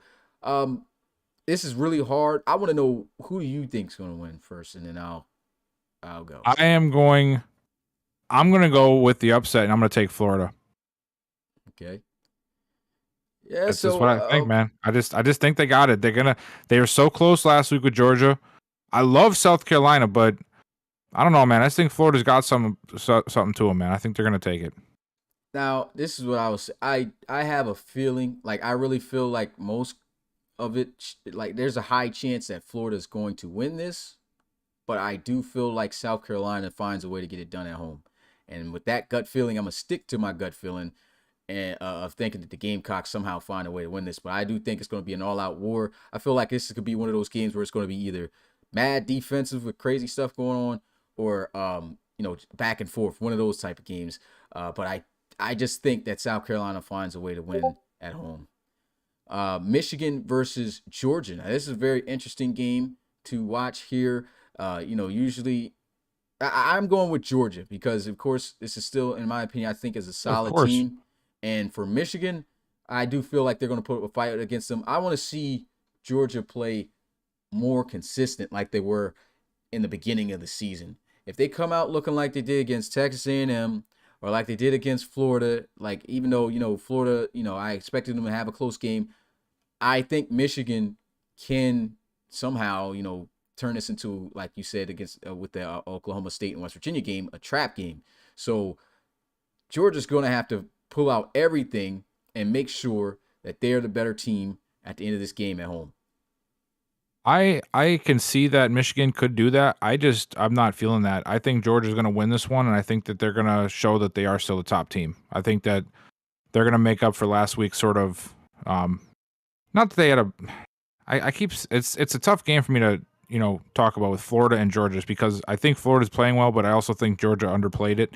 Mm-hmm. I think last week Georgia sort of played down a bit, and I think this week they're going to show that's exactly what they were doing last week. All right, now we get into the hot games, man. So Baylor versus TCU. That's going to be a great game. How will TCU's high-flying wide receivers on the streaks play against this Baylor defense that's been solid pretty much all year? They did just give up 44 points against Notre Dame. They did do that. So, is this going to be another shootout or what? I feel like Baylor gets it done, though. I think that this is another shootout, and this is a tough game to call. You would think looking at it, you're like, oh, it's number 14 and number 8, but, number 8's obviously going to win. But, man, TCU is they're doing the best at the thing that Baylor gives up on defense. Baylor is played very well against the run last week, and I think that's a good spot for them. But I do think that, Notre Dame showed some that you can expose them through the air, even if it's not in a winning matter. Yeah. And TCU definitely has the pieces to expose somebody through the air. More so, I would say, than even Notre Dame with the receivers that they have, especially with Sharkley, the way he's playing right now. So I can see this being a shootout. The question do we get the automatic Atomo that we've seen lately, or is he not play as good as we've seen from him lately and get some of that inconsistency? Because if we see that, I think TCU wins this one. If it's not, man, it's still tough to call, even if both teams are playing lights out on offense. See, one thing that I will also add to that, I feel like we can't just say that for Atomo. We still have to say that for Speller as well. He's been looking great, but we've definitely seen inconsistencies with him to make this offense really kill. So, I think that TCU's, the only way that I see them really winning this game, I think they could put up points, even if he's off. But to win this game, this guy needs to be on like he was last week, because it's going to be hard. Even though Notre Dame did it easy, it's still going to be hard to repeat that type of performance twice against this Baylor defense, because we haven't seen that pretty much all season. And they went up against some pretty solid teams already. Notre Dame just had the better matchups, made the bigger plays. And so with that being said, that's why I'm still leaning towards Baylor. I just feel like they have a better chance of having their quarterback and other pieces be consistent than TCU's, because I also don't have that much faith in TCU's defense. Yeah, TCU, I think, has the more explosive offense, but it's not that Baylor's offense is that much less explosive, but they also have the defense to go along with it. So as much as I would like to say TCU, I would still have to go with Baylor, but I would not be surprised to see this go to a blowout. Yeah. Or to not a blowout, but a back and forth game. Shootout, yeah. Yeah. All right, the last day, it's got some heavy hitter games. This is a rivalry game, honestly, in the RFL College Series. This was the first game to kick off the RFL College Series back in 2019. Ohio State versus Oklahoma. Ohio State, when they had Drew Brewer, blew out Oklahoma when they had Tyler Miller, destroyed those guys 40-something to 6. Then Daryl Johnson. I remember I even hyped up the season of this game How Daryl Johnson was saying, like, hey, this is a different Oklahoma team. We're going to get the job done. And he battled it out, almost able to get it done over Ohio State. But the Buckeyes find a way to get it done. And here they go again. This time it's Allen Morning's chance to try to see if they can get a victory over these Buckeyes. And they're at home. But I don't think they get it done. Oh, no. And Ohio State, I got them winning this one. I'm not going to give them 10, man. I don't think they blow the dudes out or anything. I think they're going to be somewhere within 10. I think they can. I think it will be a game with a bigger deficit there. Yeah.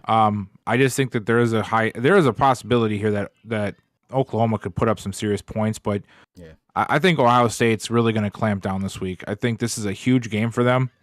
This is a better team than what they played last week, of course. They play to their opponents sometimes, and we haven't seen that all season from them, but like last week, I feel like they played to their opponent. The week before, they absolutely just destroyed it with Georgia. They went crazy. I think Ohio State, this is another prove it game for them. I think that they're gonna I think they're gonna win by more than 10. That's what I'm trying to say. I think that Ohio State is gonna win by more than 10. I like Oklahoma, but I just think Ohio State, I don't care what anybody says in the chat, I still think they're the best team in the series when it comes down to it at the end of the day. And one more thing on why I really do favor Ohio State in this one, not just because I just feel like they just have the slightly better talent, is the defense of Oklahoma, man. Sometimes these dudes can look like they're not even on the field. So if Allen Morning, even though he's been able to come back and show that he can put up points, but we're talking about Ohio State's defense here. You know what I'm saying? He's going up against that, and then you got Ohio State going up against their defense. This is one of those games, like you said, is prove it, but who has to prove it to me is Monty Wyatt. I need to see more consistency out of him in this game, and he absolutely should, be able to pick apart this Oklahoma defense. He should be able to do that. I don't feel they have the cornerbacks to match up against these wide receivers. I think they're going to find ways to get open. I think they should be, the run game probably isn't going to work because it just hasn't been that consistent this season, but I do feel they have a better chance to be able to run and just balance things out. But it is going to come down to how consistent can Monty Wyatt be and put up the points, because if he can't be consistent and say, for instance, Allen Morning somehow finds a way to go down the field and make plays like he's been doing all season, put up points, that's when it gets scary. That's why I feel like it's going to be within 10, but Ohio State should definitely come out on top of this game. And this game of the week, I know guys was talking about Monday. You guys must be tripping if you think I'm going to put a game like this to start the week. All the best games have to be at the end or primetime called games. There's no way I'm going to start out the week with this and end the game with like a game like Oregon, Washington or something like that. Like, no, we're not doing that. So this is game of the week right here. Number 2 versus number 3 at USC. Miami just took your number 2 spot. Y'all got to show up in Hard Rock Stadium, and y'all got to drive that sword through Sebastian. You got to cut the Ducks' heads off in this game. These guys have to bring everything they got to beat Miami in this defense, because this defense is going to be the ultimate challenge for Calvin Poole. You got defensive backs out there that's going to be jamming, throwing sticks right in the middle of your chest pad. Wide receivers got to come out, make some plays. And they got some good wide receivers. They got some good wide receivers that can make contested catches. But what happened? What happened when they lost their first game of the season? These guys, they couldn't make the contested catches as much as we've seen them do throughout the season. These guys need to step up and continue to make those plays. They can't have that happen again. I think Calvin Poole is going to find a way to have himself a solid game. I'm not going to say he's going to have a great game against Miami's defense. That's not going to happen. I don't think that's going to, I'm not going to say it can't, but I really don't see that happening. The run game, I think Miami's really solid against the run game. So that right there, Levi Dixon, I think he has an average at best game. So this offense is going to be limited. When you talk about the defense of USC, it's nothing special. But now let's go ahead and talk about Miami. Kadavion Polk, hey, look, 4 touchdown passes last week. That was against Maryland. You know, I need to see some big plays and some consistency. And who else needs to step up? I know he's in this chat. Darnell Hodge, he needs to come out here and have a big game on the ground against this USC defense. Now, USC's defense is pretty solid against the run. All right? Pretty solid against the run. But Miami, you guys are the way that you don't make this game, the way you make this a automatic win is your offense needs to show up. And USC, they're not predicted really to win this game. They just need to make the plays. This could go either way for real. Guys talk about USC ain't have no hard schedule. They ain't play nobody. They beat Ohio State. They just took a loss by 1 point, right? A 1 point game to Notre Dame, which they honestly could have won. They could have been undefeated still to this point. So with that being said, it's not an automatic dub, but I do feel Miami gets it done at home to go ahead and give the Trojans their second loss. What's your thoughts, Rob? I said Rob. Bill. My bad. I didn't even catch that. This is a tough one, man, because I feel that USC is one of the obviously one of the best teams too. I mean, not the best team, but man, this is tough. I feel like what we've seen out of Poole and Dixon has been really good, but I just don't know if they're going to be able to do that against Miami. And I just feel like this might be one of the tougher tests that they're going to have, like you were saying, when it comes to defensive play, and they're on the road. I think I'm going to have to go with Miami in this one. I'm not going to go by a big margin at all. I would say this would be a very close game because I do still think USC is going to find ways to score points and move the ball on offense. I just don't think they're going to be able to stop Miami from doing the same. So I'll say, 3 or 4 point victory for Miami. Yeah, that's going to be an interesting game. Hey, I didn't give any point spreads. I didn't type it out, didn't put it in Discord, but I'll make sure I'm going to do it at the end of, this podcast when I get the chance. And that is the Week 10 schedule that we got coming starting tomorrow. Oregon and Washington, 5 o'clock. Make sure you guys are there. Make sure you guys check. And I seen some people complaining about the check-ins, man. I ain't trying to hear nothing about no check-ins. You got some people doing it. Hey, download the Still app. got people complaining? Got dudes up there saying not the check-in. They're not really complaining about the check-in, but they're complaining that they can't check in. And I'm just like, hey, man, find a way. Got to find a way to win. That's what my coach used to tell me back in high school, man. Find a way to win. Get a daggone, what's it called? A QR code app. Download that joint, take a screenshot. Bow, bring it up. That's all you need to do. You only need to do it one time this week. And somebody telling me they can't find a way to win one time out of a week? Man, bell to those guys who ain't checking this week. I'm going to let you survive. I'm going to let you survive this week if I knew you was active. But other guys, yeah, it's a wrap. It's curtains. So, yeah, that's it for Week 10. I'll, of course, post this schedule and everything up on social media. So let's go ahead and I don't have a drum roll, but let's make our own drum roll, please. Can you hear that? Does that sound like a drum roll to you? I don't think anybody can hear it. Nobody can hear that? Can you hear that? Can y'all hear me beating on the microphone right now? Drum roll. RFL Top 100, boy. Oh, Woo! yes, some RFL stuff. RFL Top 100. Let's get hashtag Top 100 in the chat. Come on now, where you at?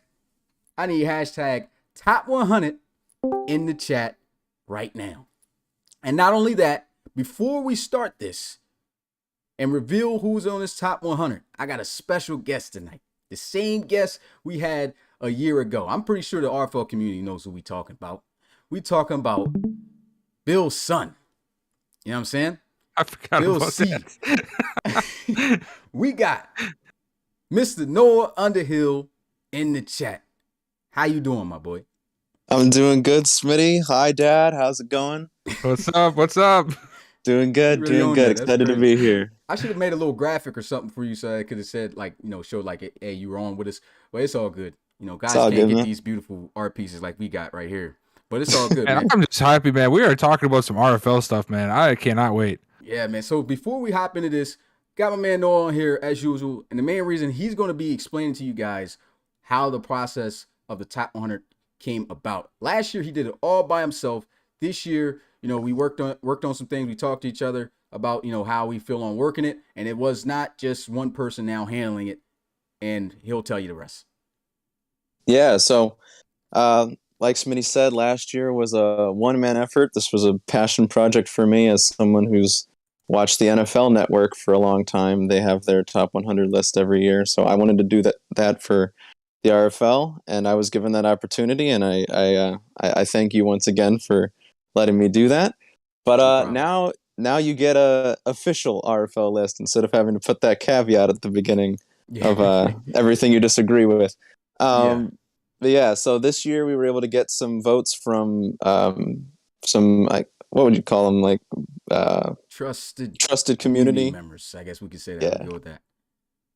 Yeah, so just to run it down and give them thanks for that, we had Mitchie and Forbes put together a list for me. We had Pat, Chrome, myself, and Smitty. So that's the list of the guys that gave me back stuff. I apologize to you, Rob, for sending you 2 messages a month. Try to get you to do it, but that's okay. So basically, how this all works is everybody sent their list to me, and I averaged it out. So if you rated a player as number 1, they'd get 100 points. Number 2, 99 points, so on and so forth. Added that all together and stuffed it into top 100, which we didn't end up changing.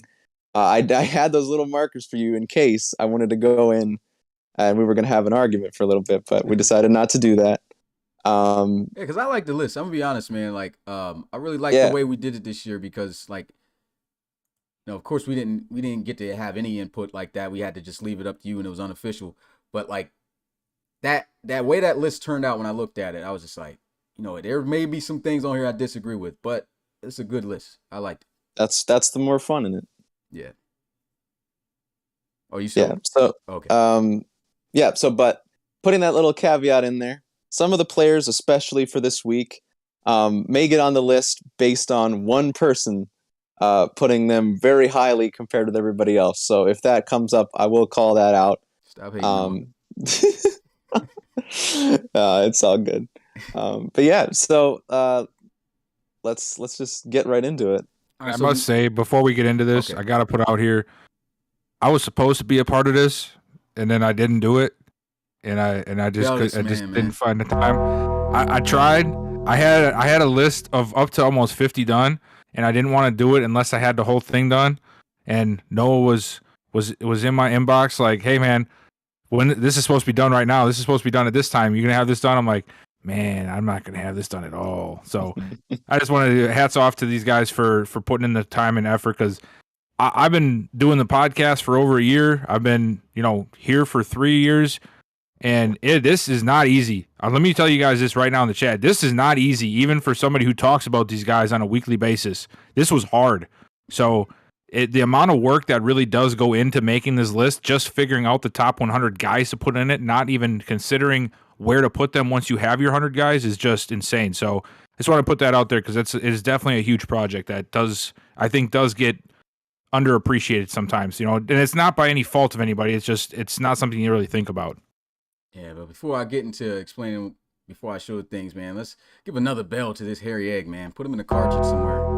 Yo, stop calling me a hairy egg. Can't believe this guy didn't do the top 100. Get him out of here, man. But anyway, just joking. But, the way that the top 100 looks now, I remember we used to show we had it split up by 5, so it would show you multiple guys at once.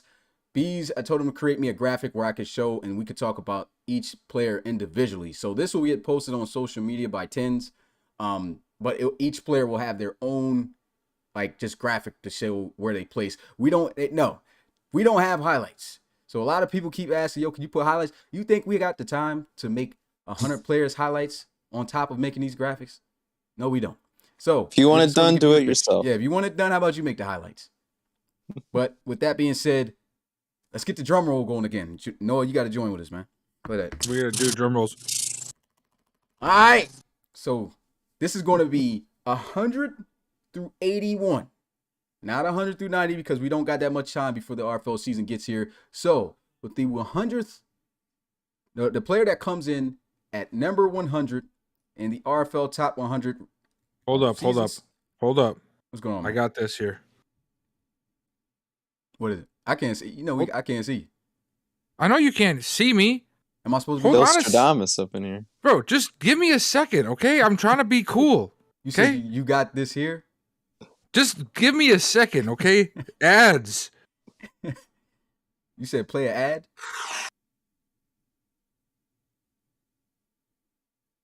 Bill's trying to be Bill Stradamus. Did you guys not hear the drum roll? No, I did not hear that thing at all. You're lying. The drum roll game is light. That was terrible, Bill. Cannot put you in a Nick Cannon movie at all. It's terrible.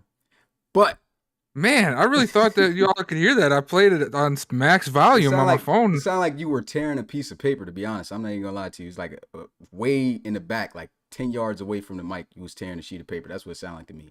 I didn't even know that was a drum roll. Yeah, well, you know what, man? I tried, okay? I tried. Yeah. Tried but failed. It's all good. Whatever. Bill's the best of us. But the player that comes in at number 100 in the RFL Top 100 for Season 6 is an offensive lineman. And his name is Breon Keith. I wish I had a daggone cheer button, but I don't got that. I got to make sure I put that on. No drum roll, no cheer button. We but were I'm the supposed one to have the no. drum roll. We were supposed to have the drum roll, but you messed that up. You was tearing paper instead. Remember? No, it wasn't. Wait. I don't know what it was, but it wasn't a drum roll. But at 100, Breon Keith, 36. We just put the votes to make it seem like we had a lot of people doing this stuff. But you know, the points added up. The points added up to make it seem like we had votes. So that's how we rolling with this. So Breon Keith, the 100th player in this year's, in the first official RFL Top 100.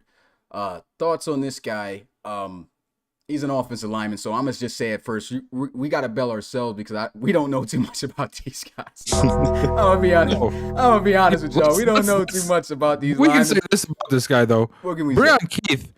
I mean, you don't have to know lineman to know that is a Desperado uniform, and you know that this team had no business being the record they were this year, and there is nobody better to represent what this team did aside from Tavion Hall, except one of the 5 guys in front of him this year that allowed him to do what he did. So we can say that for Keith. 1,825 yards for Tavion Hall, man. And the guy was Forbes, didn't he have a better season than Axel? I can't remember. No, Axel had a better season. Come on, just let it go, man. I'm just trying to give him a hard time. You didn't even try to give me a hint about it. You just let me do nothing tonight. I don't even know. You not even telling me. You didn't even tell me you were trying to do the drum roll. I didn't know about that. You didn't tell me. I was supposed to be a secret. It was supposed to be a secret. How am I supposed to know that? That's why I didn't tell you, Smitty. You're not supposed to know secrets. That's the point. All right, so Noah, are you going to pitch in on any thoughts, or are you? Oh yeah, I'm just waiting for y'all to stop arguing. Oh, okay, cool. Well, we're not done doing that yet. But I guess I'm gonna disagree with Bill, and I don't have really too much to say with Breon Keith. What do you guys say about him?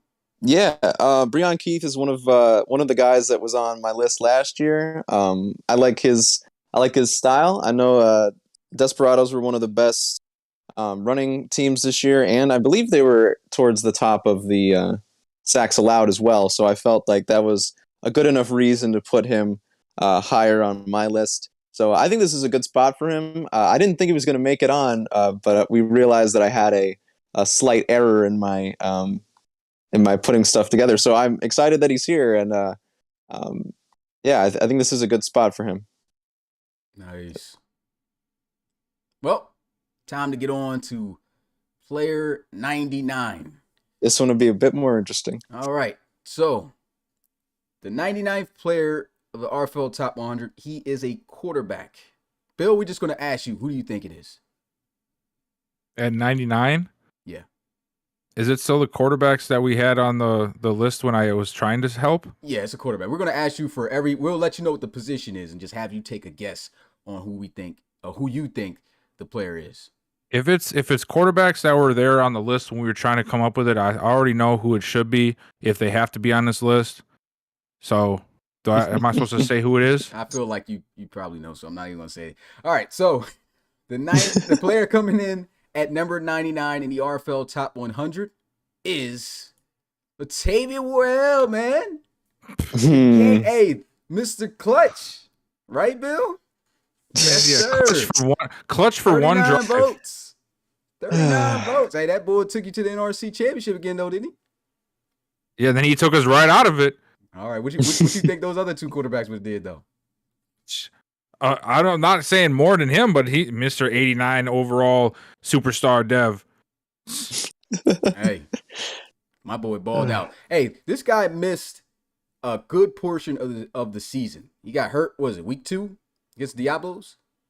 Yep. Got beat. Yes. He got hurt in week 2 against the Diablos, and after he got hurt in week 2, guy comes back, turns the season around. Of course, we saw what was going on with the 2 quarterbacks there. They tried to fill in and just failed miserably. He had a record broken in a bad way. And Latavian Worrell coming back really helped the Columbus Explorers get back to at least the NRC championship. Fell short, of course, to the Snowhawks, who went on to play the Celtic Tigers and got blown out, by the way. But the Explorers with Latavian Worrell, I had to. But the Explorers with Latavian Worrell, you could just see a different way that they operate. Now, this guy was slinging the ball crazy. We know about his interceptions over the last couple of years. But Latavian Worrell, despite him not playing a full season, he is definitely a player I still feel is a top 100 player in the RFL in general, not just going off of last season, but he definitely deserving to be somewhere on this list. I'm glad he's at 99. Well, you can thank yourself because you're the only one who voted for him. That's sad. Yeah, but this is where we separate on how this list is supposed to work. In my brain, it's always been, this is just this season. This is all that counts for. Yes. But Smitty is a little bit different than me, and I've come to accept that that's just how it's going to be. He likes to take a more broad approach this season. Some things I will say for Latavian Worrell. He played 9 games this season. 4 of them were against the NFL, and he had no games over 2 touchdowns. So I would not have Latavian Worrell anywhere close to the top 100. I'll be honest. If he had played the whole season, there might be a different conversation. I'm not a Worrell hater, but that's just how it ended up. You don't even have to be a hater though to know that that's just how it is. He was a good enough quarterback in any games. He was a good enough quarterback to lead one of the best overall rosters to the championship. He's better than 2 trash backups. That's what it is. If that's your argument, then that's great. I'm glad you found one of your favorite guys. But I think this is a little bit of a player who's been around. He's got a little bit of bias on him. But that's just my opinion. That's cool. That's your opinion. That's your opinion. And so we'll get on. Do you have anything to say about this, or are you just agreeing with him, Bill? I said, I don't think you said anything about Worrell other than when we were talking. Did you say anything about him getting at this spot? I'm pretty sure Noah hit all the points that I needed to hit. Okay, well, cool. He doesn't belong in his list. Man, that's crazy, man. He talking about It's not even me hating my own quarterback. It's he didn't play. He was here, like Noah said, for 9 games. Hey, man, we're not about to extend this Worrell segment like we did with the Badgers, man. Games. Half of his stats were auto-generated through a sim system that we know has been broken. Like the Badgers, man. We let you have that. But let's go ahead and move to number 98 on the RFL Top 100. It's a running back, Bill. Who do you think it is? I don't know. You got a list of the guys we could have chose from. You have no, I don't have that up. Oh, I thought Let me pull it up then. No, I didn't have it pulled up. I thought I didn't know I was going to be putting me on the spot. I didn't know I was going to be guessing these guys. You just said we're going to go over the top 100. Matter of fact, you just put me on the spot like, well, do you know who it is? No, I don't know who it is. The reason why you shouldn't use that anyway is because it is that's who we had to choose from. So never mind. Now I'm going to. That's exactly who I'm going to use now. No, don't do that because I'm going to use it. Everybody's on that list just about is going to be on the top 100. So let's go ahead and leave that alone. Just try. You should have thought about that before you asked me to do it because it's too late now. Dome, man. It's too late now. I'm going to it right now. Where is it? Well, where are you? At number 98, coming in the RFL Top 100. Hey, it's the bulldozer, man. It's Mr. El Camion. Miles Kerrigan, 42 votes. I'm going to still say votes. I don't care what nobody say.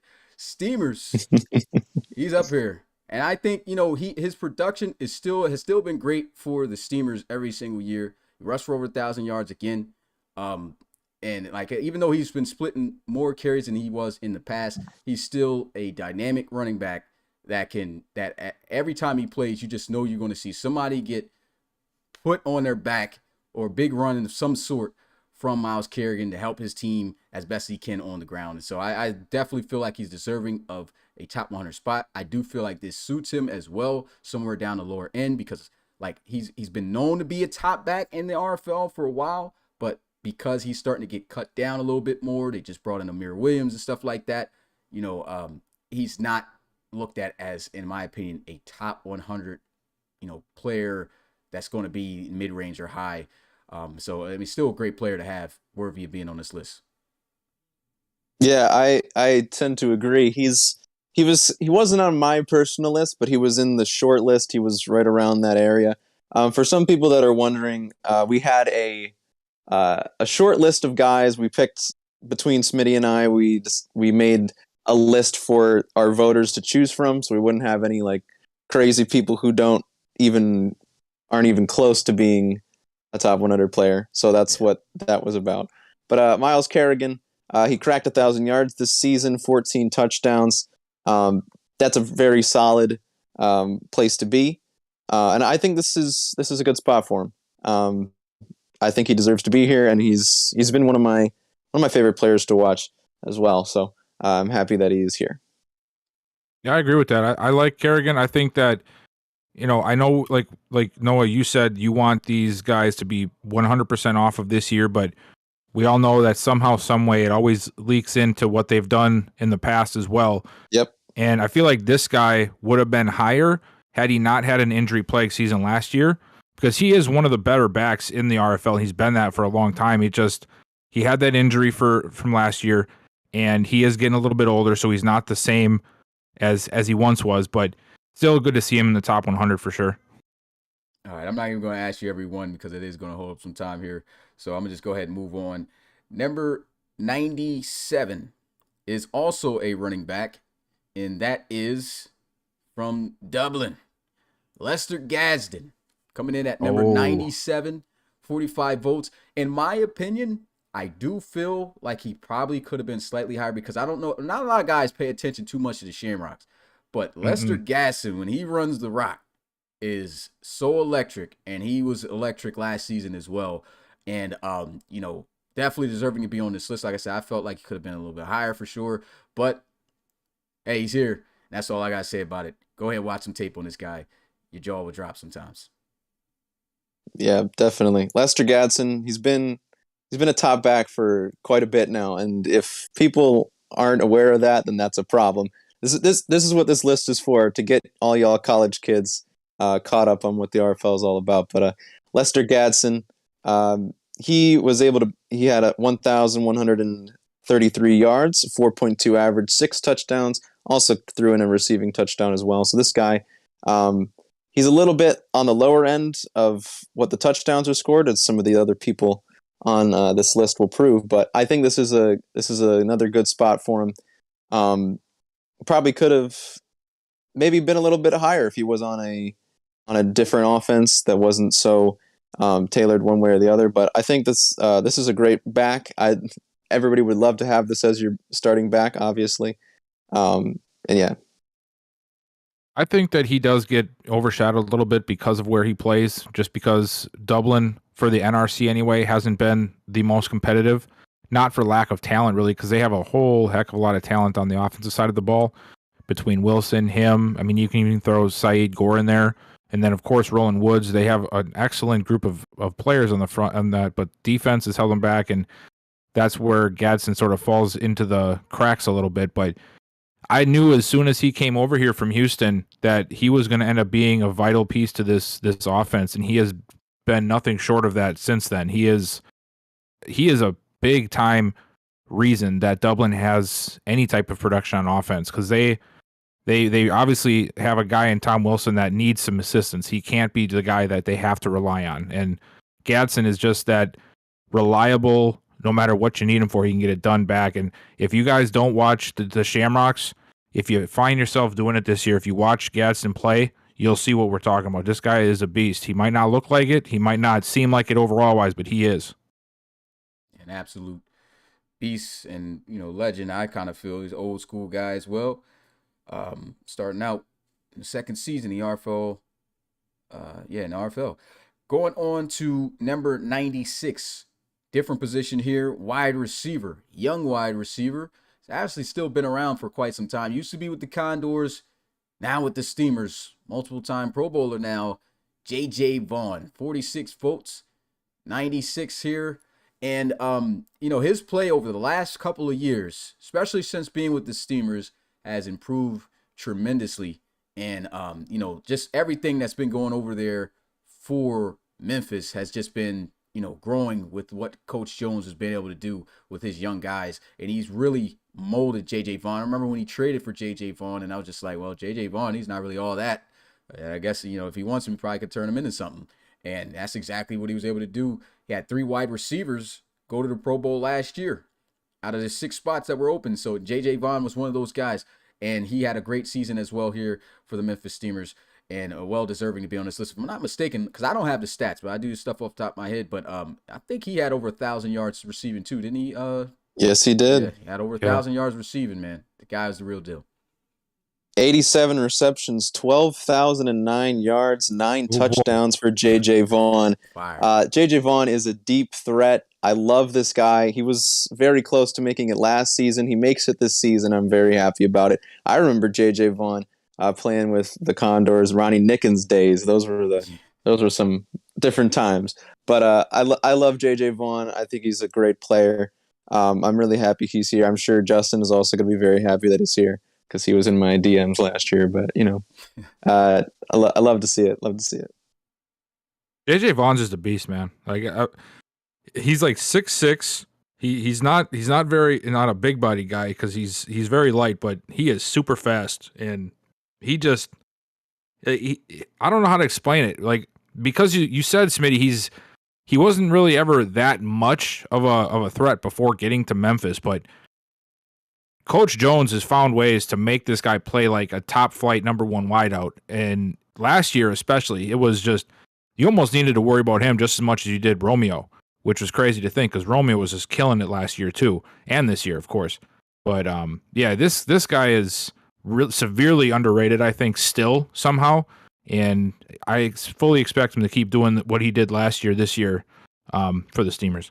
You can get overlooked if you're not the number 1 in an offense. That's for sure. Yeah, but when you're playing for the Steamers, man, Reed Wagner and those other wide receivers, man, everyone gets to eat.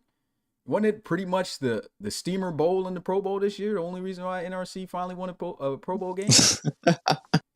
That's crazy. Oh, it's so weird how a commissioner of an entire league is such a biased opinion against an entire half of it. That's because CT's in the ARC, got to support them. But yeah, we're moving onto number 95. At number 95, currently he is not on a team. He was released in the free agency as not. Well, actually, I think I'm tripping. I don't know why I can't remember if he didn't go anywhere. So he is still in free agency, but has been a great player for this franchise for years. Of course, an older veteran. Started out in the RFL way back season 1. Played 6 seasons, successful season, over 1,000 yards rushing this past year. And coming in at number 95 is former San Diego Red Dragons running back CJ Bobo. 48 votes. This guy, very consistent with, being able to make plays. But one thing that he wasn't consistent with is staying on the field. This guy caught multiple injuries throughout his career, but when he was on the field and when he was healthy, this was one of the most dangerous backs for years to have to go against, especially against the Red Dragons. You already had to worry about the defense, but when you worried about the offense, and mind you, they had Joey Lewis for quite some time before they even got Anthony Savoy, and Anthony Savoy struggled in his sophomore year this past year. But CJ Bobo, this guy still managed to do what he had to do on the ground to keep the Red Dragons competitive, and one of the best backs that we've had to start out this league for quite some times. And I'm just glad to see that he at least made this top 100, even though he right now has not made a roster. Yeah, I think CJ Bobo is just in a tough position because of how our league is set up. With all of the great talent that we have, it's going to be hard for him to make an impact. He's probably going to have to take an Andre Tomlinson role from a few years ago. But I do like CJ Bobo. I think he has he had a great season last year, over 12,000 yards, 11 touchdowns. This is a guy that's been around for a long time, so of course Smitty loves him, but I don't go against him for that. I think this is a good spot for him. He's right on the fringe for me, so I got no complaints about this one. Yeah, I like Bobo. I just think, like you said, Smitty, he's just never really been very consistent when it comes to his health. And that's honestly part of, I mean, obviously the other reason is he has regressed quite a bit compared to what he was 2 years ago. But the injury risks, he just sort of fell out of it with San Diego, because you can't just keep risking it, especially now that he's above the 30 marker. It's an unfortunate ending for a really good running back, but yeah, he had his time, and I think this is going to be the last time we see him on a top 100, unfortunately. Yeah, fantastic season to end with, more than likely, right there. And we'll now go on. Hey, it's been a lot of, I know you're going to like this, Bill. It's been a lot of offense. It's been nothing but offense so far. Now we're going on the defensive side of the ball. Let's get some defense. Number 94. And coming in, this guy, we talked about Bobo now getting cut loose, not making the team. This player retired. He's no longer part of the RFL. He's had a fantastic season. Started the expansion of the RFL in season 2, of course, when we grew to 32 teams. And this is all-time reliable linebacker Nolan Harrell for the Austin Desperados. 48 votes. Well-deserving to get on this top 100 list. How many times have we seen for seasons this guy rack up the tackles, rack up the big plays for the Desperados? And the Desperados, when you look at them on paper, they never really had the most exciting defense to look at. You know, they like back in the day when it first started, I remember it was Nolan Harrell and Jason Williams. These guys were like, I think if I'm not mistaken, they were like high 95s, 99, something like that. It's on the video, but those guys were elite. And of course, the regression over the years, Nolan Harrell came into the league a little bit older, 30 plus, retired now, but number 94, I think this fits him well. And he was a huge, intricate part in, you know, why the Desperados had a defense, even this past year, to be the number 1 NRC team. Because, I mean, no one really expected the Desperados to be that with the roster in which they had. But they just had key players like Nolan Harrell that kept them alive and got them as far as they did. And so at number 94, it's a great spot for him. Glad to see he's on the list. Yeah, old man Harrell rolling in here. I don't have all the stats pulled up for him because Daddy Leagues is what it is. But yeah, he's been a veteran. He's been around for a long time. I think this is a deserving spot for him, obviously.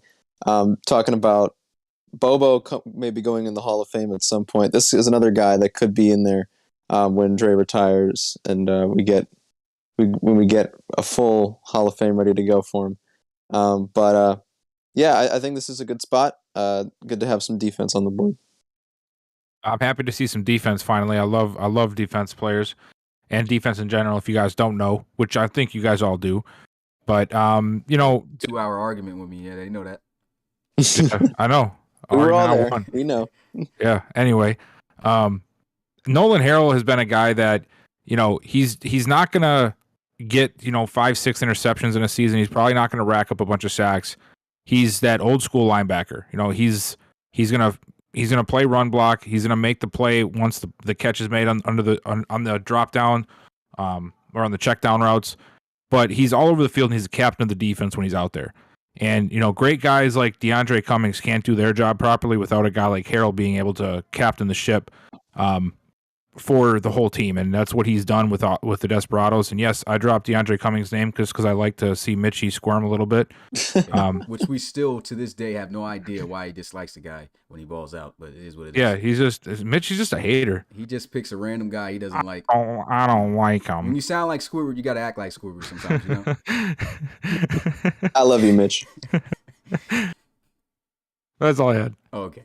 Well, hey, you like defense? We're gonna keep it on the defensive side of the ball, man. And nice we get it twice. Before I get into that, I do want to also say I remember I was talking about starting the Hall of Fame stuff up once Dre retires. But to be honest, I think the best bet is to wait 10 years. Like geez. Yeah, once we get to 10 seasons, I really feel like we're gonna have a lot of guys that we can, you know, put in. So it's gonna be After next year, it's going But to be some 3 of your more favorites years. are going to get left out. I don't know what you're going to do. No, You're going to they're have not all gonna of get your left. favorites retiring because they've been in the league since season 1, and you're going to want to put them all in. If you start it early, then you can get more Nah, people. it's best to do it that way because for one, like Yeah, they yeah, just I get it. retired. You know what I'm saying? So like it's not like these new guys coming in that will eventually surpass them because they were old coming in are going to be ready to go in the Hall of Fame. They're still going to be playing. You know, so it's best to wait and to see what happens to get more names and stuff like that. Wait But till we have to come up with the list of names for the Hall of Fame, and we're all gonna be like, well, we have to pick 10 guys, and Smitty's like, no, I think we have to choose 200. But nah, that's the entire nah, amount of I'm gonna guys keep that it. started the league. I'm gonna keep it short. Like- I'm gonna keep it short. And that's another reason why we gotta wait because I mean honestly, it's been quite a few guys and stuff like that. But I want to have it where it's like not hard to be able to select dudes because we start this thing a little early. I don't know if it's gonna be that easy. And then not only that, that's a huge benchmark for us because it's like yo, we played 10 years of this, and now we got a Hall of Fame, and then we start throwing guys in there. That's gonna be dope. Fair enough. So at 93, like I said, keeping with the defensive side of the ball, we had one Red Dragon get on the field. And this one, hey, he's been in the league since season 1 as well. Reliable safety, makes huge plays. And it's Alex Stone, 48 votes. Number 93, this guy has been very consistent for the Red Dragons. A heavy hitter, big playmaker, just seems to have a nose for the football. Even though he himself has been kind of stagnant in overall growth, getting up there in age and stuff like that, and as well as the regressions and stuff like that. But this guy, you just know if you throw the ball anywhere near Alex Stone and your player, hasn't all the way caught the ball, have any space to work with, and he's coming down to lay a hit, you're getting smacked. And you can't really test him throwing the ball either because he makes great plays on the football as well. He can have the interceptions, of course, but the deflections, the plays that he makes where, you're not calling his name is really what makes him very unique. And you just know he's on the field when you're looking at that Red Dragons defense. You go back and you look at, the season 2 championship team, how great that defense was. He wasn't, of course, the only player, but you knew even with that defense that Alex Stone was a playmaker and he still is to this day, was in season 6 and well deserving to take this 93 spot. Yeah, we got 5 picks, 2 forced fumbles, and 34 daddy league tackles for Alex Stone. I should have really double checked with yeah. Because we have shout out to the stats team getting all the stats up. I should have double checked before today, but that's all right. But yeah, Alex Stone, great player. He's been around for forever. He's done it all. He's won championships on the back of that awesome collective that the Red Dragons had put together. An interception against Bill too, but it's not good. Yeah. But yeah, great player. Y'all want me to lead this podcast right now? Because I'm about to. Nah, you good, Bill. I'm here for your dad. That's crazy already. You want to talk about him? No, I don't want to talk about him now. Hey, he's good. Good job. Good job, Alex Stone. Congrats. Yeah, he's going into his 7th season. He's still on the roster there for the Red Dragons. So this guy, future Hall of Famer, I can see as well. Moving on. Hey, we're back to the offense now. And honestly, I feel even if we're ranking season 6, this guy should have been higher than this. But, hey, at least he's on the list. This guy, in my opinion, even though his rating didn't say this, he had the strongest arm in the league last season. This was like the fastest I've seen a dude consistently throw at the quarterback position. So you guys know it's a quarterback. At number 92 coming in the RFL top 100 is Chase McCoy, man. Round of applause for that guy, man. Chase McCoy. But hey, I really feel like he should have been higher than this in 92. Yeah, I know you do. When you look at the team though, and yeah, I'm agree with my stance. And the main reason is, I think this is a case of, guys looking at just the team. When you watch what Chase McCoy does, he's the reason that they have any chance of competing. He is very deadly and rarely makes mistakes. And he does not have a defense at all to help him. And that's the worst thing. But you just continue to always see a big play after him, regardless if he has the defense to back him or not. that the Condors are going to be able to put up points simply because number 6 is on the field throwing the ball. And it's hard to cover, even if his receivers aren't better than your defensive backs. The way he can zip in passes in tight windows is like no other in this league. And so Chase McCoy coming in at 92, like I said, definitely should have been higher in my opinion. I'm not saying he should have been like midway or anything because we've definitely got a lot of top tier players. But at 92, it should have been way higher than this. But he's on the list. And that's all that matters. Now, I will preface this by saying I think Chase McCoy has the talent to be one of the best quarterbacks in this league. He's been here since the CJ draft, and he's had some pretty good seasons. Part of it does have to do with the Condors. They weren't very good this year. Did they? I think they had 2 RFL wins. Well, I mean they've had their moments, but I think they had 2 RFL wins, which isn't good. First of all, but also because he had to throw the ball so much, he had 14 picks, only a 71% completion percentage. You said only a 71? 61, excuse me. I was about to say. Yeah. So, Yeah. He has that Phil Rivers kind of thing where like he'll throw it a million times because that's what you have to do to win. But for me, that wasn't enough to get him on my list. I think there's plenty of other quarterbacks that have done it better and done it more consistently without as many mistakes. But I do think that he should be in the conversation, obviously, just based on what he had to do to get this team to be any kind of watchable. But I hope he gets a better team around him so we can actually see what he can do with a good offense behind him, like he was back in season 2 or 3, whatever. Yeah, I mean, I agree with all of that. I think that, McCoy is a very, very good quarterback, but, unfortunately, especially when it comes to football teams and rating players and as such, you're basically, guilty by association. You are the company that you keep, and he's been on a very rough team. This team has not had success in the time I've been here at all. I don't think they had much success before I came here. So as much as, if they had even a subpar season, he'd probably be in the 50s or 60s, to be honest. But I think he deserves to be on the top 100. But if we are going off of team performance, which I know we really shouldn't do, then I don't think he would be. But he's got a lot of talent. So I'm glad he's here. And I think this is actually a good spot because it's saying, hey, we recognize this guy as a top talent, but we can't put him above other guys because there's just not the production that we want to see out of a quarterback because of his other situations, not saying that they're exactly his fault. The only position I will do any type of team record for is the quarterback because it has so much to do with if you win or not. So that's the only reason why I'm bringing it up for real. But shout out Keith Guyton. Kevin Guyton, excuse me. Love that guy. Shout out to Keith Guyton too. How did you just shout out Keith Guyton? You know me and Smitty have an ongoing feud between CJ and Keith Guyton. But anyway, man, hey, stabbed in the back. Hey man, Sons Revel. You never heard of that, man? Jesus. But yeah, Chase McCoy. And just to answer your question, Bill, like you're saying, if they had success, they definitely had success before you came. Season 2 and 3, they made the playoffs, but they haven't made it since then. And that's mainly because, once again, defense. Defense was been terrible.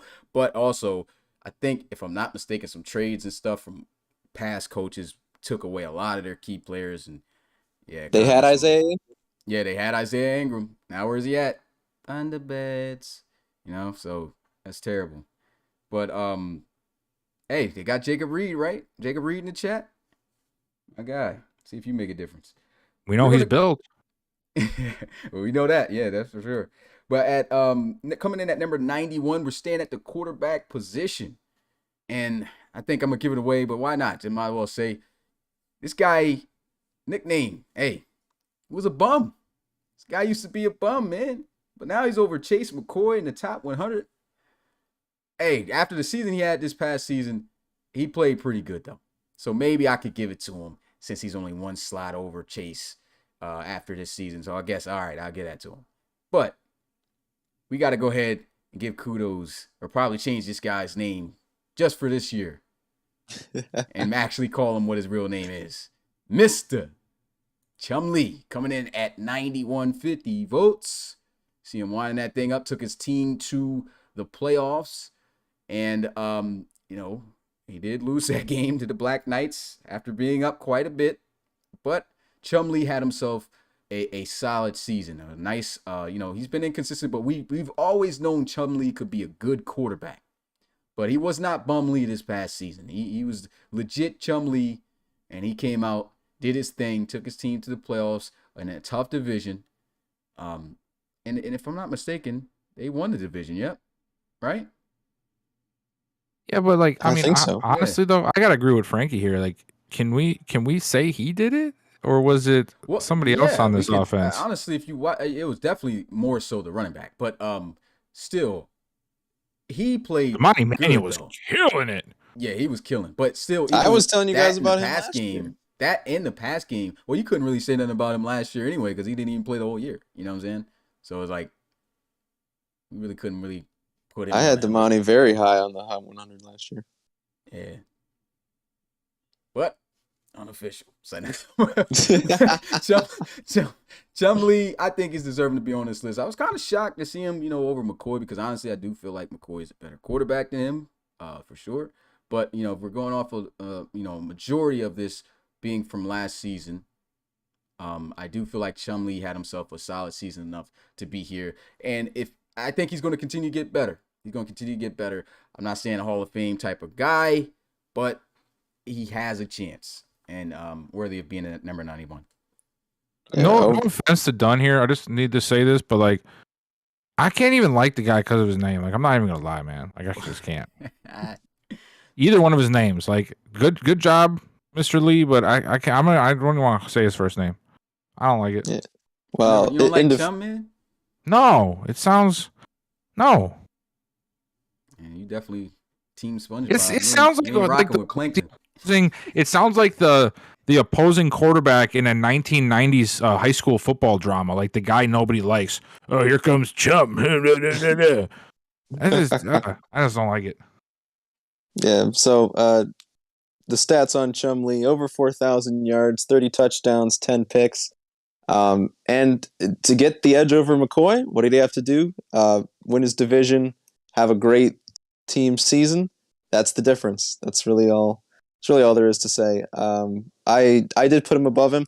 I don't think he's as talented as Chase McCoy is, but then why is he over him in a top? Because he didn't have a better season. I'm playing. I know. Yeah, I know. But yeah, so that's in following my own rules. Really not, Chumlee has to be above Chase McCoy. That's just how it is. I know we have our favorites, but Chumlee, he had a great season, and I expect more of the same to come. You think Chumlee is a favorite of mine? No, I'm saying he isn't. Yeah, he isn't. I'm just joking. Yeah, but hey, that's the first 10 people. We got 10 more to go. I know you guys probably like that going, but hey, I think everyone's enjoying this. We still got 45 people here live, so let's keep on going.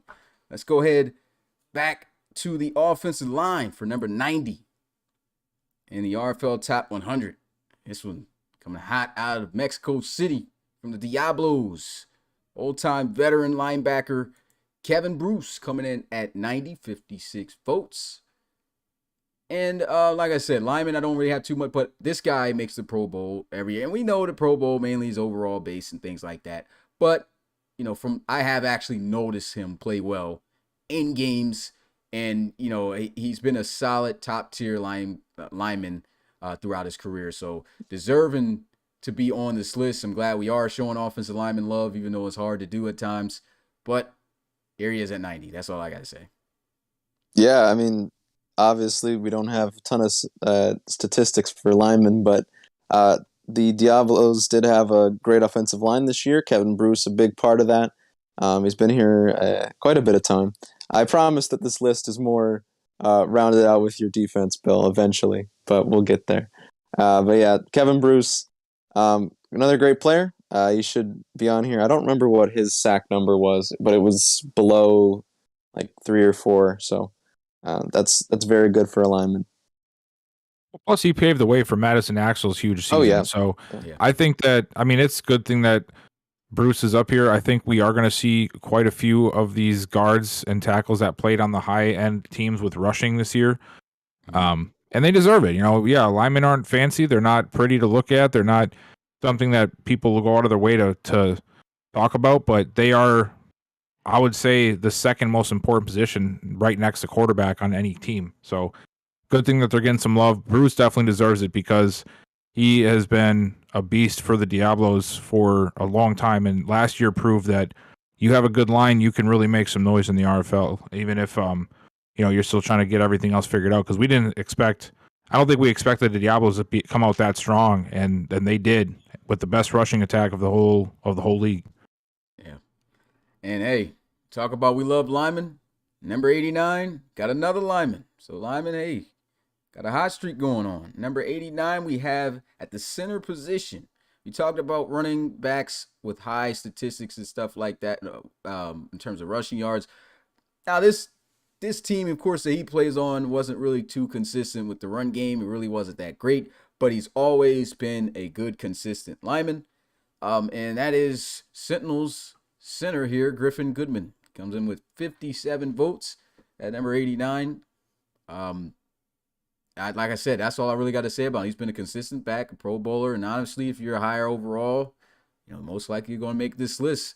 They perform well too, so congrats on this spot, breaking inside of 90. Yeah, not much to say. This was one of the positions that we had circled as, well, let's make sure we get guys that actually did well in the season. But I think everybody was under 4 sacks for the most part. So Griffin Goodman, he was probably up there as well. But yeah, another guy that's been protecting for a while. And I got not much to say, but that's good for a lineman. If you don't have much to say, you're doing your job. Yeah, exactly. If you don't get talked about, you're probably doing things the right way, and you don't hear Goodman getting talked about much. He's been one of the more consistent guys for the Sentinels, and I think they're going to have to rely on him a lot more with the offensive line now that we have the regression with Whitfield this year, and now it's going to be probably Skyback this year that we see a lot more of. So his role is going to be that much more important of trying to make this offense work this year, and I think he's up to the task. Yeah, so we go to the defensive side of the ball here for number 88. Used to be was a Mexico City Diablo this season. Got released into free agency after the contract and signed by the guy here, Bill. At the cornerback position, had 6 interceptions. I remember that, which is why I was surprised he got let go. But hey, guys get old and they drop off. Some teams rather go another way, build. And Forbes had a great season with Iron Heart at 88 here, 58 votes. And, Iron Heart's been around for quite some time. If I'm not mistaken, he used to be with the Voyagers. Can't really remember. Yeah, I believe so. Yeah, so I think he used to be with the Voyagers. And honestly, up to this point, we've seen him get beat sometimes, during the season. But everyone gets beat in the RFL. It's just going to happen. Wide receivers are 2 great. Quarterbacks are great. So, it's going to happen. But 6 interceptions, that's nothing to slouch at. I feel like this is a great spot for him, though, because, like I said, there were times where you've seen him, getting cooked, which I think really led into Forbes saying, you know what, I got to step away a bit from this guy. But now he's a Columbus Explorer on a team that's been stacked now with 2 great outside wide receivers. He's going to be there as a third. And that's what's going to make it dangerous even more to play the Columbus Explorers. And, I think this is a physical guy who, without the task of covering the best dude, is going to have another solid year. And so well deserving to be in the top 100. That's for sure. Yeah, 53 Daddy League tackles, which is about average for a guy who's playing on the outside. 6 picks, 13 deflections this season, which is also very high. So this guy is deserving, and I'm glad that we got him. He has regressed a little bit, but I do think that having him in our slot is going to work wonders for our defense, be even better than it already is, if the best, if not the best. So I think that this guy deserves to be here. Like I said, for most of these people, but great player. Yeah, I was surprised myself that he was in the free agency market, and then nobody even bid on him. So I'm like, well, I gotta throw a 1 year at him. Like you just have to. It's Iron Hart. Why not? So he's been a solid player in this league for a few years now. I know that maybe not last year specifically, but in the past when playing the Diablos, you always had to think about okay, we got to make sure we don't let Hart get in the way too much. Of course, there's other players there too, but Hart's always been a mainstay and definitely deserving of the list. I didn't even know myself that he had 6 interceptions last year. That's pretty awesome. That's really good. Yeah, guy did his job. I was really surprised that he, it was like, oh, I mean, I'm not too surprised because some guys take, especially if the end of your contract, some guys take age a different way and think they can build other things. And Diablo's got a great defense, so I mean, that's a team I feel like that could do that. But was definitely surprised that nobody else was trying to possibly pick him up. And now you there, you got yourself a gym. But hey, we got 4 linemen now because the next we got an offensive lineman and a young guy on a young team, another Memphis Steamer. And oh boy, this is going to be Isaac McCullum coming in at 87, 61 votes. There's nothing I can really say about this guy because he's fairly young. He's kind of new, but he had made if I'm not mistaken, did he make that? I think he made the Pro Bowl this year. He definitely should have. Yeah, I believe he made the Pro Bowl this year. So a young guy on a team that's just continuing to get better and better each year. The run game, even Myles Kerrigan, no matter who's back there, the Steamers do a great job with their run game as well. And so, if he had something to do with that Pro Bowl year as a young guy too, respect to this guy getting up there already in the top 100 at 87. Yeah, this is the guy that I didn't really know him before I was looking at the different things for this, but I remember you said that he either had 0 sacks or 1, and that really jumped out at me. And I'm like, all right, this guy he's got to be a name that we remember. So I had to put him high on my list, and especially also leading for Myles Kerrigan and T.J. Jones. This is a guy that should become a household name after this season. Great player. I agree. There is a lot of young guys on the Steamers that are going to carry this team into, I believe, being a powerhouse in this league for many years, and this is one of the guys. You got to have a leader on the other line, and this is a great guy to build off of with McCollum. I know they have a few other guys there, but McCollum is going to be the mainstay there, and I think he'll be able to lead that group for many years. And man, he's going to be a really good one, a really good lineman at some point. I think I actually tried to get Justin to trade him to me once, and he told me pretty much in a not so nice way to kick rocks, which is understandable, but you had to try sometimes. But yeah, McCollum is a stud, and there's a reason that whether it's Kerrigan, whether it's Jones, who else did he have running back there? He had a different guy, was like a 64 overall last year or something like that. He didn't have Dvorak, did he? No. There was a different guy. There was a third guy, but he was like he barely got. But he still actually played pretty decently for his overall, and part of that is because of the line they have, and because of the line they have is because of McCollum, which is what I was actually trying to get at. Just couldn't figure out who it was, but yeah, the Steamers got a really good one with him. Yeah, and we already know offensive linemen, coaches already know keep them if you got a good man. Yeah, it's tough. Now we're trading these guys away at all.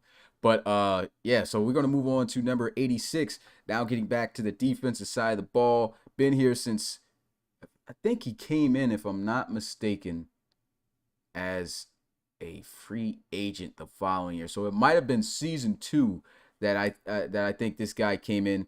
He's also a feared safety playing for the Toronto Huskies. Guy got the dreads. You guys should know who he is. Robert Staymates, big time playmaker. He's a big time playmaker, but even back in if I'm not mistaken, the Reload Bowl that they won, he had some big plays and stuff like that. He still continues to make big plays. 61 votes for him. He's kind of just like he's exactly like Alex Stone. Just a guy who's very instinctive, big hitter, and just makes a ton of plays for the Huskies defense. You don't want to try him. Just got that veteran presence, and he really strikes fear in your offense when coming anywhere around him. And that's pretty much all I can really say about Robert Staymates. It's just when you watch his film, that does all the talking you need to know about this guy. But I'm pretty sure guys know who Robert Staymates is if you watch any type of Huskies game. 4 picks, 4 deflections, 52 daddy league tackles. This is a guy that he's a feared monster. Like him and Crow make up one of the better safety duos that was there for a while. And this is a guy you don't sleep on. He's the captain for a reason. Not much else I can say. This is a great player. Great player.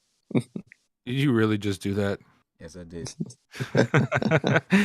Yeah, I gotta agree with Noah and with you, Smitty. Staymates is, he's a staymate on that defense. Like, he is one of the guys. See what I did there? That was pretty clever, huh? I did, but it wasn't cutting it for me. Wow, I gave you respect on your corny one before, but all right, we're cool. Anyways, I think Staymates is one of the better safeties in the league. His rating might not show it. I can't remember offhand what his rating is, but we have a few guys that are like middle of the pack, but actually play like the best. And this Huskies defense has always been that way. They've always been a pretty solid unit, and one of the reasons is because of Staymates. So I think it'll continue. They're definitely going to have to rely on him more this year now with the departures that they've had. So it's going to be, and the regression, because I know they got hit pretty hard on the defensive side of the ball. Yeah. It's going to be interesting to see if he can keep up that defense up, playing really well this year or not. But I don't have much. I have plenty of faith that he'll at least keep them, dependable at times, because this guy's a stud. Yeah, I hope next year Robert doesn't turn to Ray. You know what I'm saying? Because that would be really that'd be bad. That would be really bad. But yeah, R.I.P. to Ray. Yeah, R.I.P. Let's play the bell. Ankles, shoulder pads, all that. I mean, got exposed, but once again, not his fault. But that's what you got to deal with. Yeah, not his fault. That's that's what you got to deal with, man. When you start losing pieces like the Huskies have on the defensive side of the ball. But hey, we're still going to stick with the defensive side of the ball here, and we're going to go to the other side of Toronto, the one that Bill hates, and the one that he tries to beat every year, and he got a chance to do that to advance to the Reload Bowl. And he beat him again this year in the regular season. What week was that? It was like week 11 or 12. I don't even know. It was something like that later on. They beat y'all the first time. I know you was out about that. But the second one, hey, you beat them last game. So all that matters. They didn't make the playoffs this year. But one guy that continued to ball out was Mr. Gray. And it's Jiren Gray. 62 votes for him. And he's been, one of his key traits is his speed at the linebacker position. He can do just about everything. He covers well. He's one of the better, if I'm not mistaken, he is the best covered linebacker for the Toronto Thunderbirds defense. The speed is ridiculous. He reminds me of a Ryan Shazier when he was playing type guy. So he really can get to either side of the field and clean up. And so I'm very, excited to see him on this list. And I think it's a pretty good spot for him because he continues to get better and better each year. In my opinion, he's still like in his prime. He's in his prime years, and I think he's going to just continue to get better and better around a great defense. And when you can stand out on a defense like Toronto Thunderbirds, that says a lot about you. And so Jiren Gray, glad to see him here on this list. Yeah, this guy's mainly here because of Mitchie and Forbes. So if you want to hear more about why they have him as highly rated as they do, you can talk to them about it. But Jiren Gray, he is a monster, and I remember looking at the T-Birds, and that's the guy that really sticks out. He doesn't have statistically, he's not as impressive as some other people, but he is all over the place, always making plays. And I don't like playing him 2 times a year. So yeah, he is always an issue, even if it's not in the statistical categories. He's always an issue. He's always something you have to watch out for. I remember, I think it was one of the first games I played against the Thunderbirds as coach of the Explorers. Didn't he get like 2 interceptions on me or something like that? One in like the last few minutes of the game, or I can't remember exactly which game it was, but he's very hard to contain because not only can he, obviously assist in the run game, but he falls back very well into coverage and can cover just as well as, maybe a strong safety or a mid-tier free safety, or even a lower-tier corner can, which makes him incredibly valuable on a team, especially when you're trying to play both the run and the pass on some downs, and you don't want to run to a dime coverage, you can still run nickel or heck even a 4-3 and feel like you have enough coverage out there in case you have to drop back. So a guy like him is invaluable to a team, even if they're not always showing up on the stat sheet. And Gray is a perfect example of that. And so we got our 5th offensive lineman cracking within the the first 20 that we're revealing here tonight. And this one's going to be a Houston Gunner lineman, another old reliable lineman that has been here multiple Pro Bowls, but has also shown that he is great. I mean, all the guys on this list, like Noah said, allowed like 4 or less sacks. So, I mean, that says a lot already about them. And then the fact that he's a Pro Bowler as well, guys definitely deserving to be on this list. For the guys who do know about this lineman, I think he's a known lineman on the team too. If you know any lineman, you know this guy. And it's Malcolm Sims for the Houston Gunners. 63 votes, 84 he comes in at. I think I said all I needed to say there. I mean, he's been a consistent Pro Bowler and a consistent performer, not just getting in the Pro Bowl for his overall, but literally being able to keep Jabri Jackson safe. And that's saying a lot. Jabri Jackson is a scrambler. He gets out of there.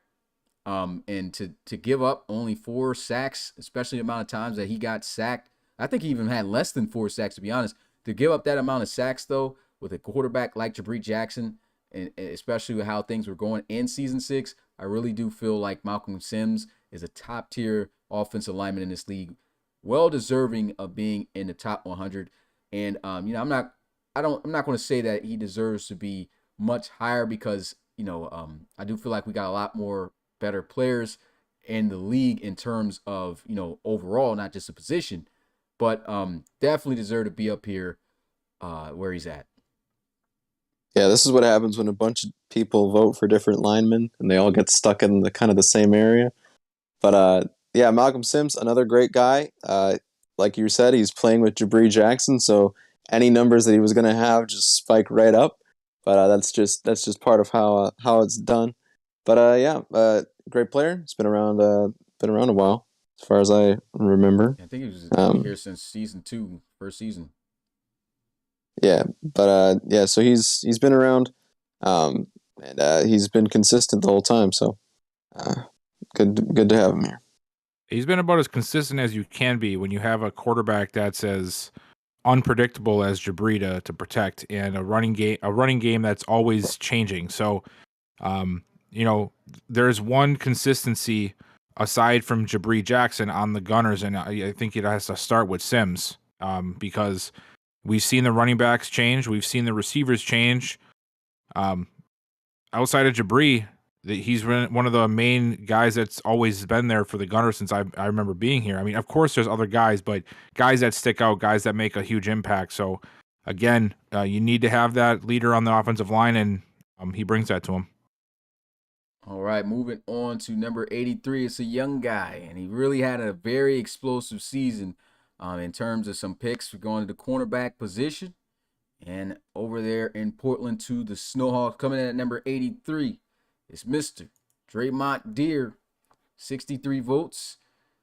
This guy, like I said, he really exploded on the scene last year, and he got drafted.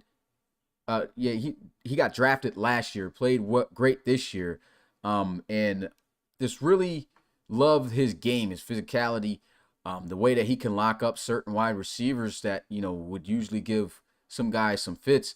And this guy just simply has a knack to get the football and make a play on it.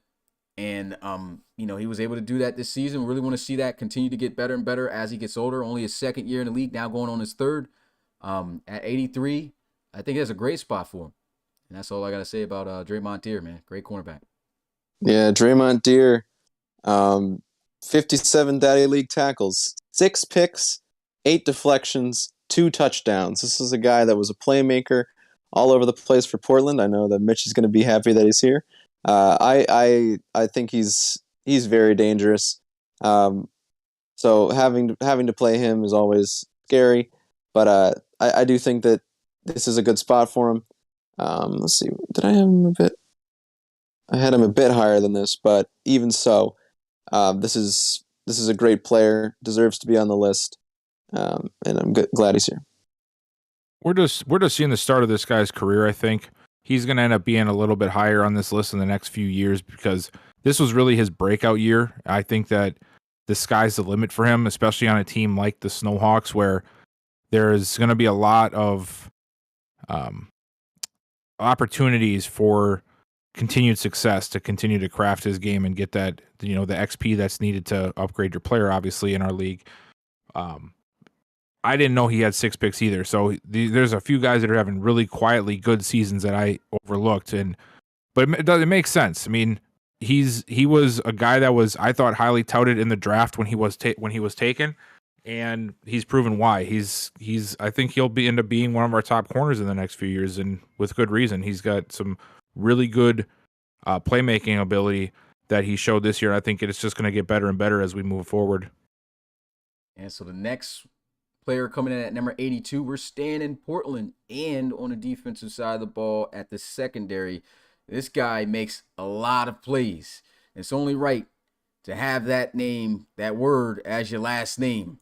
Mr. Casey Lott, 71 votes, 82 he comes in as. This guy is a Swiss Army knife, to be honest. I've seen this guy play cornerback. I've seen this guy get put in a box as a linebacker at times, playing was it the sub linebacker? I've seen him, of course, at safety, both sides, free, strong. He can play anywhere on the defense except for the defensive line. And we don't even know. Maybe if he he'll get pancaked. But either way, Casey Lott, this guy, in my opinion, I feel he should be higher than this because of what he brings to the team and how consistent he is. He has been able to play at this level since he got in the league. And at first, I felt a little bit like Mitch forced him in the role, and that was his own guy. So I'm at you, boy. But this guy did turn out to be nice. He turned out to be really great. He knows how to utilize him. And, definitely deserving to be on this top 100 list. Here, 82, like I said, I feel like he should be higher. But as long as he's on the list, that's all that matters. A top 100 player for sure. Well, he might have been a little higher if you put a vote on him, but, it is what it is. Yeah, 66 Daddy League tackles. That's second among safeties. 13 deflections, which blows everybody out of the water in the safety category. He only has 1 interception, which is probably why you missed him. But this is a guy that dominating player. He, like you said, he can play anywhere on the field. That's great player. Another guy that Mitchie's very behind, but I'm also I love this player. And he's another force in that secondary that's very, very dangerous. But he can get it with Noah, man. I tell it like it is. I still feel the same way. I still can't believe I didn't vote for him. That's crazy. But hey, it's like, this guy's way too low, and Noah's like, well, man, maybe you should have voted for him then. That's what's up. Probably would have been higher if I voted for him. But like you said, now that he brought up the 1 interception, maybe that's why I didn't really put him on there. But like this guy, he's definitely deserving of being higher. That's awesome. But I can agree to the point that Lott should probably be a little bit higher because of the fact that he's he's a guy who can play multiple positions. So he not only plays great at safety, he can play formidable at corner, and he can play formidable at linebacker, if not great. So Noah Mercy, I like it. That's pretty slick right there. Noah Mercy. We're gonna change his name to that. But I think Lott could be honestly top 50 for sure, if not higher than that, if somebody voted for him. But who knows? Where'd you put him on your list? I got no list. All right, then. You can vote. Maybe he would have been higher if you made a top 100. Maybe. Don't try to air me out. But yeah, so he comes in at 82. You got aired the shit in the line on a Sunday afternoon. Hey, I can always get aired out. I don't take anything to heart. It's cool. Noah Mercy. Hey, look, I like the name. Noah Mercy. This guy don't hold back. It's cool. But there was no like hesitation. He was like, well, maybe you should have voted for him then, and just went right into his monologue. Yeah, he's always been like that. Which, you got to rock with, man. You need dudes who are going to be like that. You know what I'm saying? And that's why the main reason why he's on this show, man. I like that he comes on, gives his points. And even the whole process, sometimes I definitely have disagreements with him when we was doing his top 100. But, it turned out good. And, it's, like I said, I don't want yes men around me, man. I need some people that's really going to have their own opinions on stuff like he does. So, shout out to Noah Mercy, man. Look at hashtag Noah Mercy in this joint, man. If I had a round of applause, I would give it to you. Liking this.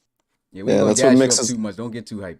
But that's what Mix is always preaching. Mix is always preaching. Gotta be willing to argue. So that's what I'm doing.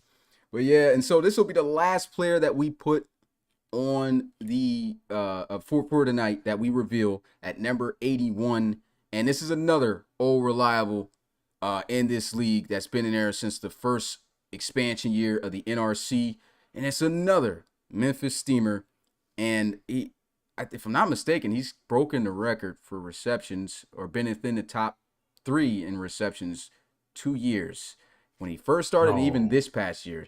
And this is at the tight end position. Eric Reese. And I think this is a great spot for him, man. I mean, he's always consistent.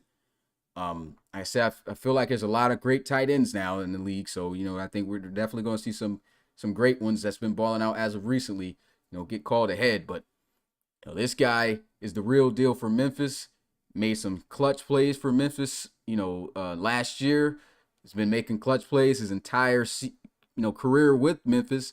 And, just really love to see him play. Very athletic, kills you on routes, great route runner, especially the short ones. And he could just extend plays, a great rack, yards after catch type of tight end. Love what I see out of this guy every year. Really fits the mold for Memphis and what, Justin loves to do and how he built his team with Reed Wagner. And, this guy, 81. What's you guys' thoughts on him being here? Another guy that Smitty didn't give no love to. Me and Mitchie had to get him up here. But, a great player. 94 receptions, just below 1,000 yards, 11 touchdowns, which led for tight ends. There's not a ton of tight ends that I thought were worthy of the list this year, but he's definitely one of them.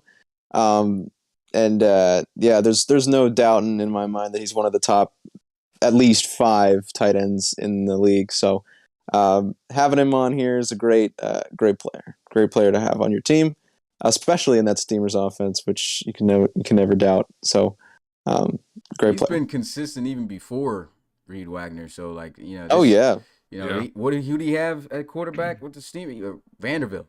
Vanderbilt was his quarterback. So he looked great even with that quarterback. He looks even better, or still was putting up the same numbers, because I believe that when he broke the record or had the record in receptions, that was his first year in the league with Vanderbilt.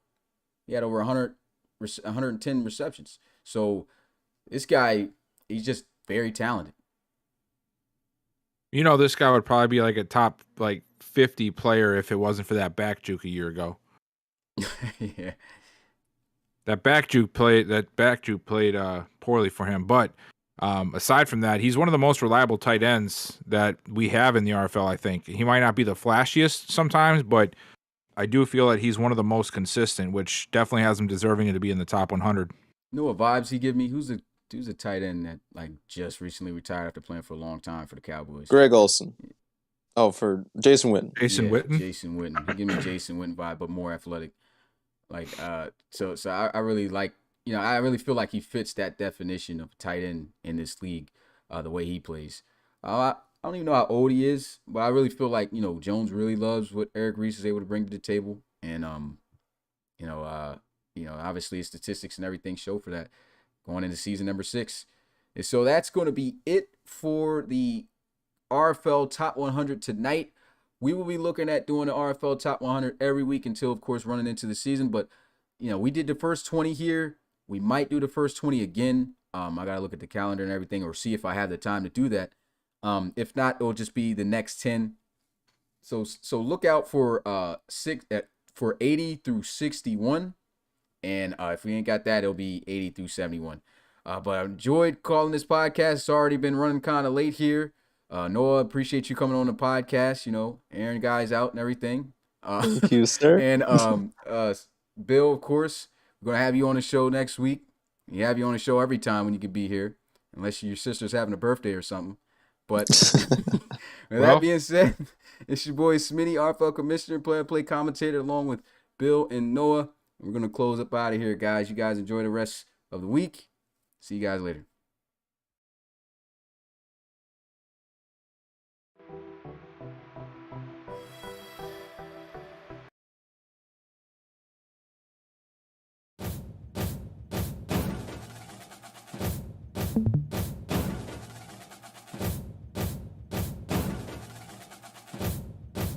It's a brand new season, baby. Touchdown. Touchdown. Thanks for having me on, guys. Touchdown. Oh, sorry. Touchdown. Touchdown. Touchdown. Touchdown. Touchdown. Touchdown. Touchdown. Touchdown. Touchdown. Touchdown. Touchdown.